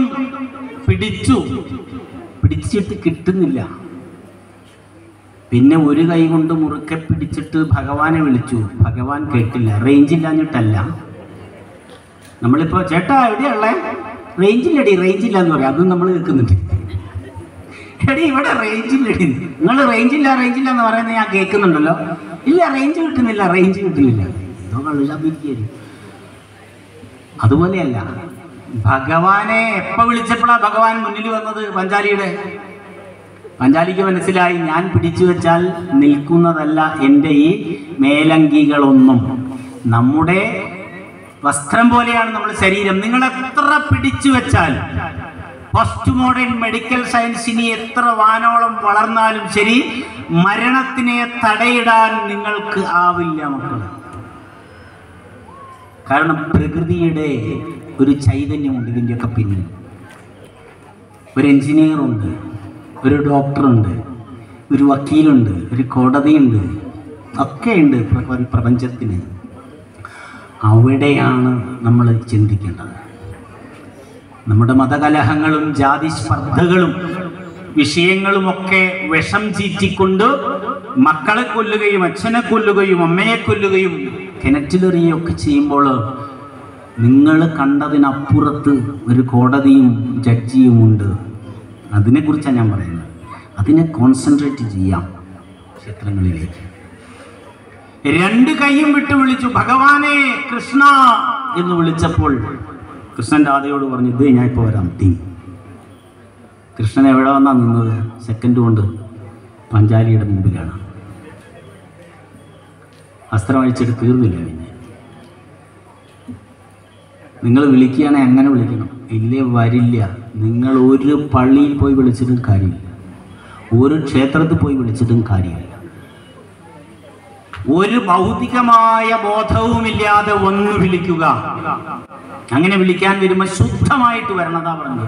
ശരീരശുദ്ധി പലതരത്തിലാണ്. നമ്മുടെ ശരീരത്തിനകത്ത് എന്തൊക്കെയുണ്ട്? ഉള്ളില് മാംസമുണ്ട്, മജ്ജയുണ്ട്, അല്ലേ? അസ്ഥിയുണ്ട്, മൂത്രമുണ്ട്, മലമുണ്ട്, രക്തമുണ്ട്, അങ്ങനെ പലതും ശരീരത്തിനകത്തുണ്ട്. തുപ്പലുണ്ട്, വിയർപ്പുണ്ട്, ഇതൊക്കെ പുറത്തേക്ക് വരും. ഇതൊന്നും പുറത്തേക്ക് വരുന്നത് വരെ മലിനമല്ല. നമ്മളുടെയൊക്കെ മൂത്രാശയത്തിൽ കുറച്ച് മൂത്രം കൊണ്ടല്ലേ ഇവിടെ ഇരിക്കുന്നത്, അല്ലേ? ആണോ? ആർക്കെങ്കിലും സ്മെല്ലടിക്കുന്നത്, എന്താടി നീ ഇന്നലെ മൂത്രം ഒഴിച്ചില്ലേ, നിന്നെ മാറുന്നുണ്ടല്ലോ എന്നൊന്നും നമ്മൾ പറയുന്നില്ല. നമ്മൾ അറിയില്ല. കാരണം നമ്മുടെ ഉള്ളിൽ ആത്മൻ എന്ന് പറയുന്ന ഒരു ചൈതന്യമുണ്ട്. ആ ഈശ്വരീയ ശക്തിയുള്ളത് കൊണ്ട് പുറത്തോട്ട് അറിയില്ല. ഭയങ്കര എഞ്ചിനീയറിംഗ് ആകട്ടോ. നിങ്ങൾ ചിന്തിച്ചു നോക്ക്. നമ്മുടെ മനുഷ്യൻ്റെ പരിപാടിയൊന്നുമില്ല, അതിൻ്റെ അപ്പുറത്തുള്ള എഞ്ചിനീയറിംഗ് നടക്കുന്ന പ്രകൃതിയില്ല. ഒരു മലത്തിൻ്റെയോ മൂത്രത്തിൻ്റെയോ രക്തത്തിൻ്റെയോ ഒന്നും സ്മെല്ലടിക്കുന്നില്ല. ഇത്തിരി വിയർപ്പ് വന്നിട്ട് പുറത്തുണങ്ങുമ്പോൾ അറിയും. ഇതേതെങ്കിലും മാലിന്യങ്ങൾ, അതാണ് മലം എന്ന് പറയുന്നത്. മലിനമായത് ഏതോ അത് പുറത്തേക്ക് വന്നാൽ അറിയും. അങ്ങനെ പുറത്തേക്ക് എന്തെങ്കിലും വന്നാൽ അറിയുന്ന തലം ഉണ്ടെങ്കിൽ ഇങ്ങോട്ട് കടക്കരുത്. ഭൗതികമായിട്ട്. ആത്മീയമായിട്ട് അതിൻ്റെ മറ്റൊരു തലമാണ് നമുക്ക് മനസ്സിലാവാത്തത്. നമ്മുടെ വീട്ടിലൊരു മരണം നടന്നാൽ എത്ര ദിവസം കഴിഞ്ഞിട്ടാണ് നമ്മൾ വീട്ടിൽ നിന്ന് പുറത്തിറങ്ങേണ്ടത്? ഓ, അത് കുച്ചിട്ട് കഴിഞ്ഞാൽ തന്നെ സമയമില്ല. സിനിമയ്ക്ക് പോകാതിരിക്കുമ്പോഴാണ് അയാൾ അപ്പോഴാണോ ചത്തേ? ഇന്നലെ ചത്തൂടായിരുന്നു വയസ്സ. ഇന്നിപ്പോൾ പുതിയ സിനിമ അറിഞ്ഞത് അതും ഓർമ്മ. ഇന്നും പറഞ്ഞോണ്ട് നമ്മൾ സിനിമയ്ക്ക് പോകും. എപ്പോഴാണ് ഇറങ്ങേണ്ടത്? ഞാൻ പറഞ്ഞില്ലേ, ഗർഭാധാനം തുടങ്ങി പുംസവനം, സീമന്തോന്നാനം, ജാതകർമ്മം, നാമകരണം, അന്നപ്രാശം, ചൂട എന്നൊക്കെ പറഞ്ഞ് 16 സംസ്കാരങ്ങളുള്ളതിൻ്റെ അടിസ്ഥാനം വെച്ചുകൊണ്ട് അതിനെ ഒരു പ്രോട്ടോടൈപ്പ് ആക്കിയിട്ട് ഭാരതീയ സംസ്കാരം പറയുന്നു 16 ദിവസം കഴിഞ്ഞിട്ടേ നിങ്ങളുമായി ഡയറക്റ്റ് ബന്ധമുള്ള, മറന്നുപോയത്, ഇന്ന് ശാസ്ത്രത്തിൻ്റെ ഭാഷയിൽ പറഞ്ഞാൽ DNA, ATP, RNA എന്നൊക്കെ പറയുന്ന റൈബോ ന്യൂക്ലിക് ആസിഡ് എന്നൊക്കെ പറയും. RNA, DNA, റൈബോ ന്യൂക്ലിക് ആസിഡ് എന്നൊക്കെ പറയും. അതുമായിട്ട് ഡയറക്റ്റ് ബന്ധമുള്ള, എൻ്റെ അച്ഛൻ മരിച്ചാൽ, അമ്മ മരിച്ചാൽ, അച്ഛൻ്റെ ജ്യേഷ്ഠൻ, അച്ഛൻ്റെ അനുജൻ, ഇങ്ങനെ ഡയറക്റ്റ് ബന്ധമുള്ളവർ മരിച്ചാൽ ക്ഷേത്രത്തിലേക്ക് എന്നല്ല, വീട്ടിൽ നിന്ന് പുറത്തേക്ക് 16 ദിവസം കഴിഞ്ഞിട്ട് ഇറങ്ങാം. ഇതിനെയാണ് പുല, പെല എന്നൊക്കെ പറയുന്നത്. ആൾക്കാർ എന്തിനു 2 കൊല്ലം 3 കൊല്ലം മുമ്പ് അല്ലേ, 2019 മറ്റേ ചങ്ങാതി വന്നത്, നിപ്പേൻ്റെ വല്യപ്പ. നിപ്പ വന്നു, നമ്മൾ വിചാരിച്ച് പോയിന്നില്ല. ഞാൻ പറഞ്ഞു നിപ്പേൻ്റെ ഉപ്പ വരാനിരിക്കുന്നുണ്ട്, നന്നേ ഞാൻ പറഞ്ഞു. ഏതോ ഒരു വേദി ഒക്കെ നിപ്പേൻ്റെ ഉപ്പ വന്നപ്പോൾ നിപ്പേൻ്റെ ഉപ്പയായ കൊറോണ വന്നപ്പോഴും പറയാൻ തുടങ്ങി ആരോഗ്യ വിഭാഗം, ലോകം മുഴുവൻ, വേൾഡ് ഹെൽത്ത് ഓർഗനൈസേഷൻ പറഞ്ഞു, നിങ്ങൾ 15 ദിവസം വീട്ടിലിരുന്നോളാം. ചുമയോ അസ്വസ്ഥതകളോ എന്തെങ്കിലും ഉണ്ടെങ്കിൽ വീട്ടിലിരുന്നോളണം. അടച്ച് കെട്ടിയില്ലേ നിങ്ങളുടെ പറമ്പുകളിൽ പുറത്തേക്ക് ഇറങ്ങാതിരിക്കാൻ? ഇത് യുഗസഹസ്രങ്ങൾക്കപ്പുറത്ത് മനസ്സാകുന്ന പാലാഴിയിൽ മുങ്ങിപ്പൊങ്ങിയിട്ട് ധ്യാനനിരതരായ സന്യാസിമാര് ലോകത്തിനോട് പറഞ്ഞു, മക്കളെ, നിങ്ങളുടെ വീട്ടിൽ ആർക്കെങ്കിലും അസുഖം വന്നാൽ നിങ്ങൾക്ക് തിരിച്ചറിയാൻ പറ്റില്ല എന്ത് അസുഖമാണെന്നുള്ളത്. ഇന്നും നമുക്കറിയില്ലല്ലോ. ഞാൻ മെഡിക്കൽ കോളേജിൽ 2 രോഗികളെ കണ്ടിട്ട് വരിക. എൻ്റെ കൂടെ പഠിച്ച ഒരാളും ജൂനിയറായി പഠിച്ച മറ്റൊരാളും. 2 ആൾക്കാരും കുഴഞ്ഞു വീണതാണ്, പക്ഷെ രക്ഷപ്പെട്ടിരിക്കുന്നുണ്ട്. അതിന് ആദ്യം തന്നെ ഒരു ഹോസ്പിറ്റലിൻ്റെ പേര് പറയുന്നില്ല. വൃത്തം പറഞ്ഞത് ആദ്യത്തെ ഹോസ്പിറ്റലിൽ കൊണ്ടുപോയപ്പോൾ അവനോട് പറഞ്ഞു അപസ്മാരാന്ന് തോന്നുന്നു. ഞാൻ പറഞ്ഞ അങ്ങനെ പലതും പറയും. പിടികിട്ടുന്നില്ല. ഇന്നും പല അസുഖങ്ങളെയും നമുക്ക് മനസ്സിലാവും. ഇന്ന് പോലും മനസ്സിലാവുന്നില്ല. അങ്ങനെയാണെങ്കിൽ 10, 100, 500, 1000, 10,000 വർഷം മുൻപ് വേദങ്ങളിൽ ഇത് പറയണമെങ്കിൽ അന്ന് നമുക്ക് ആർക്കെങ്കിലും, നമ്മുടെ മുതുമുത്തച്ഛന്മാർക്ക് മനസ്സിലാവുമോ എന്ത് രോഗം വന്നിട്ടാണ് നമ്മുടെ വേണ്ടപ്പെട്ടവർ മരിച്ചതെന്ന്? മനസ്സിലാവില്ല. അതുകൊണ്ട് വീട്ടിൽ നിന്ന് പുറത്തിറങ്ങരുത്. എല്ലാ രോഗങ്ങളും എല്ലാ കാലത്തും ഉണ്ട്. നിങ്ങളിനി എത്ര ആശുപത്രികൾ തുടങ്ങിയാലും ശരി, നിങ്ങൾ തലയാട്ടായാലും ഇനി കൂരാച്ചുണ്ടിലായാലും കല്ലനോടായാലും ബാലുശ്ശേരിയിലായാലും പണ്ട് 25-40 വർഷം മുൻപ് 3-4 ആശുപത്രികളും 5-6 മെഡിക്കൽ ഷോപ്പും ഉള്ളത് ഇന്ന് എത്രയുണ്ടാവും? എത്രയുണ്ടാവും? 25 കൊല്ലം കഴിഞ്ഞപ്പോൾ 25-ലധികം ആശുപത്രികളുണ്ട്, 100-ലധികം മെഡിക്കൽ ഷോപ്പുകളുണ്ട്. നിങ്ങളുടെ രോഗം പോയോ? ആരോഗ്യം സുസ്ഥിരമായോ? ഒന്നും ചെയ്യാൻ പറ്റില്ല. ഒന്നിനെ നിങ്ങൾ അമർത്തുമ്പോൾ വേറൊന്നായിട്ട് വരും. കാരണം പ്രകൃതിയിൽ ചില സംഗതികളുണ്ട്. ആശുപത്രി വേണ്ടാന്ന് ഞാൻ പറയുന്നില്ല, ഡോക്ടർമാർ വേണ്ടാന്ന് പറയുന്നില്ല. അവസാനം ഡോക്ടറും പറയുന്നത് എന്താണ്? ഇതൊന്നും എൻ്റെ കയ്യിലല്ല. ആരുടെ കയ്യില്ല? Something hidden. Oh god, I down before you. പരിണാമ സിദ്ധാന്തത്തിൻ്റെ വക്താവായ ചാൾസ് ഡാർവിൻ പറഞ്ഞാണ്, ഓ ദൈവമേ, ഞാനിതാ മുട്ടുമടക്കി നിർത്തി. ഞാൻ വിചാരിച്ചത് ശാസ്ത്രം കൊണ്ട് എല്ലാം തെളിയിക്കാമെന്നാണ്. ഞാൻ തോറ്റിരിക്കുന്നു. ഡാർവിൻ്റെ ശവകുടീരത്തിൽ കൊത്തിവെച്ചിരിക്കുകയാണ് അദ്ദേഹം അവസാന കാലങ്ങളിൽ ഡയറിയിൽ എഴുതി വെച്ച സത്യം. നമുക്കും ആശ്വാസം അതേ ഉണ്ടാവുള്ളൂ. നല്ലത് ചെയ്യുക, നല്ലത് ചിന്തിക്കുക, നല്ലത് പറയുക, നല്ലത് മാത്രം ആഗ്രഹിക്കുക, കാണാൻ വിചാരിക്കുക. ഇതിനാണ് ക്ഷേത്രം. ഇപ്പോൾ വരുമ്പോൾ പുലയുണ്ടെങ്കിൽ 16 ദിവസം സ്വന്തക്കാരാണെങ്കിൽ, കേട്ടോ മറക്കരുത്, സ്വന്തക്കാരാണെങ്കിൽ അമ്മയുടെ അനിയത്തിയുടെ, അമ്മയുടെ ചേച്ചിയുടെ, അങ്ങനെ 2 തലമുറ അപ്പുറത്തേക്ക് മാറിയിട്ടാണെങ്കിൽ വേണ്ട. ബന്ധങ്ങളിൽ വേണ്ട. ബന്ധുവില്ലേ? ഇപ്പോൾ നമ്മുടെ അനുജൻ കല്യാണം കഴിച്ചു കൊണ്ടുവന്നതാണ്, അവൾ വിളിച്ചു, അത് ബന്ധമാണ്. പക്ഷേ അവളുടെ ഭർത്താവിനും പോവാം ക്ഷേത്രത്തിൽ, മക്കൾ പോവില്ല. ഒരാളുടെ ഭാര്യ മരിച്ചു, ഭർത്താവിന് പോവാം, പക്ഷെ പോവാറില്ല നമ്മൾ. കാരണം നമ്മൾ കോമൺ ആയിട്ട് അതിന് സ്വീകരിക്കുക. അതുകൊണ്ട് തർക്കവിതർക്കങ്ങളല്ല, മറിച്ച് നമ്മുടെ മനസ്സും കൂടെ തീരുമാനിക്കണം. നമുക്ക് ഏറ്റവും ഇഷ്ടപ്പെട്ട ഒരാൾ, എൻ്റെ അച്ഛൻ മരിച്ചപ്പോൾ അന്ന് മാത്രമല്ല എല്ലാ വർഷവും വിലയാചരിച്ചുകൊണ്ട് ബലികർമ്മം നടത്തുന്ന അച്ഛൻ്റെ കൂട്ടുകാരൻ. എന്തിനാ അയാൾ ബലികർമ്മം നടത്തുന്നത്? അയാളായിട്ടൊരു ബന്ധവുമില്ല അച്ഛന്. എല്ലാ വർഷവും അയാൾ നടത്തുന്നു. കാരണം അത്രയും അച്ഛനോട് ഇഷ്ടമായിരുന്നു. നമുക്ക് അങ്ങനെ ഒരു അടുപ്പമുണ്ടെങ്കിൽ അത് DNA-യെയും ATP-നെയും ഒക്കെ അപ്പുറത്തുള്ള അടുപ്പമാണ്. ഇന്ന് നമ്മളൊക്കെ ഭൂരിപക്ഷ ആളുകൾ അങ്ങനെയാണോന്ന് എനിക്കറിയില്ല. ഈ അടുത്ത കാലത്തൊക്കെ പെണ്ണ് കാണാൻ പോകുന്നതും അല്ലേ, കല്യാണം കഴിക്കുന്നതും വീഴ്ച ഉണ്ടാവുന്നതും ഒക്കെ ജാതകം നോക്കിയിട്ടാണ്. ജാതകത്തിൽ വിശ്വാസമുണ്ടോ? ഞാൻ പറയുന്നത് ശരിക്കും പഠിച്ചോളണേ. ഞാൻ ജ്യോതിഷം പഠിച്ചിട്ടാണ് ഇവിടെ നിൽക്കുന്നത്. വേദാംഗങ്ങളിൽ ഒന്നാണെന്നല്ലേ ഞാൻ പറഞ്ഞു. ശിക്ഷ, കൽപ്പം, വ്യാകരണം, നിരുക്തം, ജ്യോതിഷം, ഛന്ദസ്, 6 വേദാംഗങ്ങൾ. അപ്പം വേദം പഠിക്കണമെങ്കിൽ ജ്യോതിഷം പഠിക്കണം, ശിക്ഷ പഠിക്കണം, കൽപ്പം പഠിക്കണം, വ്യാകരണം പഠിക്കണം, അതിന് ഛന്ദസ് പഠിക്കണം. ജ്യോതിഷം പഠിച്ചാലേ വേദം മനസ്സിലാവുള്ളൂ. ജ്യോതിഷത്തിൻ്റെ ആചാര്യൻ വരാഹമിഹിരൻ എന്ന് പറയുന്ന ആളാണ്. അദ്ദേഹം ശരിക്കും ഓർത്തിരിക്കുക, നിങ്ങൾ പഠിച്ചോളൂ, യുവത്വം പഠിക്കണം. ആ വരാഹമിഹിരൻ്റെ 2-3 മഹത്തായ ഗ്രന്ഥങ്ങളുണ്ട്. ഒന്ന് ബൃഹത് സംഹിത, വലിയ പുസ്തകമാണ്.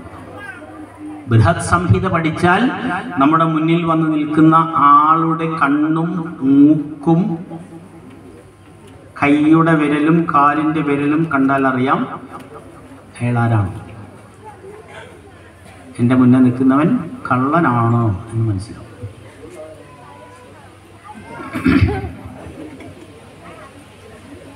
തിരിഞ്ഞിരുന്നിട്ട് കാര്യമൊന്നുമില്ല. ഞാൻ പറയുന്നത് ശാസ്ത്രമാണോ എന്ന് അറിയണമെങ്കിൽ മക്കളെ ഞാൻ പറയാം. ഇനി പ്രഭാഷണമൊന്നും ആയിട്ടല്ല എന്ന് പറയാം. സാമുദ്രിക ലക്ഷണം എന്നാണ് അതിന് പൊതുവായിട്ട് പറയാറുള്ളത്. ഒരു കാലത്ത് പറഞ്ഞിരുന്നല്ലോ കൈരേഖ, അങ്ങനെ ഒരു ശാസ്ത്രമില്ല എന്ന് വിശ്വസിക്കുന്നുണ്ടോ? ഈ ബൃഹത് സംഹിതയുമായിട്ട് ബന്ധപ്പെട്ടിട്ടുള്ള ചിന്തകളിൽ നിന്നാണ് കൈരേഖാശാസ്ത്രം വന്നത്. വരാഹമിഹിരന്റെ കൈരേഖ നോക്കിയിട്ട് ആളെ തിരിച്ചറിയോ? എന്താ ഉണ്ടാത്ത? നിങ്ങളെ കണ്ണ് നോക്കിയിട്ട് ആളെ തിരിച്ചറിയോ? ഇപ്പല്ലേ ഡിജിറ്റൽ ക്വിസ് ഒക്കെ നടക്കുന്നില്ലേ? ഇങ്ങനെ മാറ്റിയെടുക്കല്ലേ? നമ്പർ 3 ഇപ്പൊ ഒരു കണ്ണ് കാണുന്നു, 4 മൂക്കിന്റെ കഷ്ണം കാണുന്നു, 5 ചെവി കാണുന്നു, അങ്ങനെ 4 മാറ്റിയപ്പോൾ നമ്മൾ 2 കണ്ണ് കാണുന്നു. ആ മമ്മൂട്ടി പ്രൈസ് കൊടുക്കുക. ശരിക്കും കണ്ണ് കണ്ടാൽ ആളെ മനസ്സിലാവും. ഇനിയൊരു ചോദ്യം ചോദിച്ചാൽ നിങ്ങൾ ഉത്തരം പറയായിരിക്കും. നമ്മൾ ചിരിക്കുന്നത് എന്തുകൊണ്ടാണ്? ചിരിക്കുന്നത് ഏത് അവയവം കൊണ്ടാണ്? കണ്ണുകൊണ്ടാണ്. പല്ലില്ലാത്തവന് ചിലർ പറയും പല്ലുകൊണ്ടാണ്. അപ്പം ചെറിയ കുട്ടികൾ ഇരിക്കുന്നതാണ്. അത് മോണമുണ്ട്. മോണം ഇല്ലാത്തവനും ചിരിക്കുന്നില്ലേ? കണ്ണുണ്ട്, കാഴ്ചയുണ്ടാവണമെന്നില്ല, കണ്ണുകൊണ്ടാണ് ചിരിക്കുന്നത്. ഒരാൾക്ക് ദേഷ്യം വരുന്നു എന്ന് മനസ്സിലാവുന്നത് നമുക്ക് അയാളുടെ കണ്ണ് കണ്ടാൽ അറിയാം, അല്ലേ? കണ്ണുകൊണ്ട് ചിരിക്കുന്നു.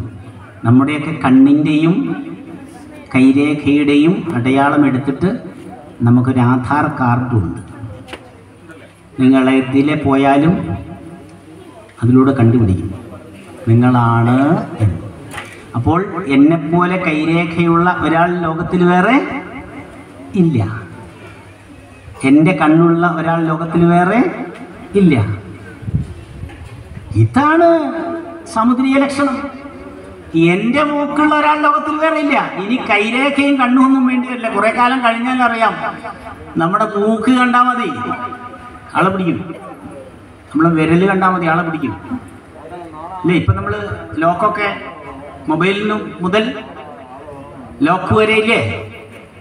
ഇംപ്രസ് ചെയ്താൽ റേഷൻ കിട്ടണമെങ്കിൽ എന്ത് ചെയ്യണം? റേഷൻ കാർഡിൽ കൊണ്ടുപോയി എഴുതുമായിരുന്നു പണ്ട്. ഇപ്പം എന്ത് ചെയ്യണം? പണ്ടേ നമ്മൾ ഒപ്പിട്ടിരുന്നത് ഈ തമ്പ് കൊണ്ടാണ്. ഇടക്കാലത്ത് പറഞ്ഞത് വെറുതെയാണ്. ശാസ്ത്രം വളർന്നപ്പോൾ പറഞ്ഞു വെറുതെയല്ല, ഇതാണ് കറക്റ്റ്, ഭാരതത്തിൻ്റെ ശാസ്ത്രമാണ്. പിടിക്കും, കള്ളത്തിനെ കളിക്കണ്ടേ?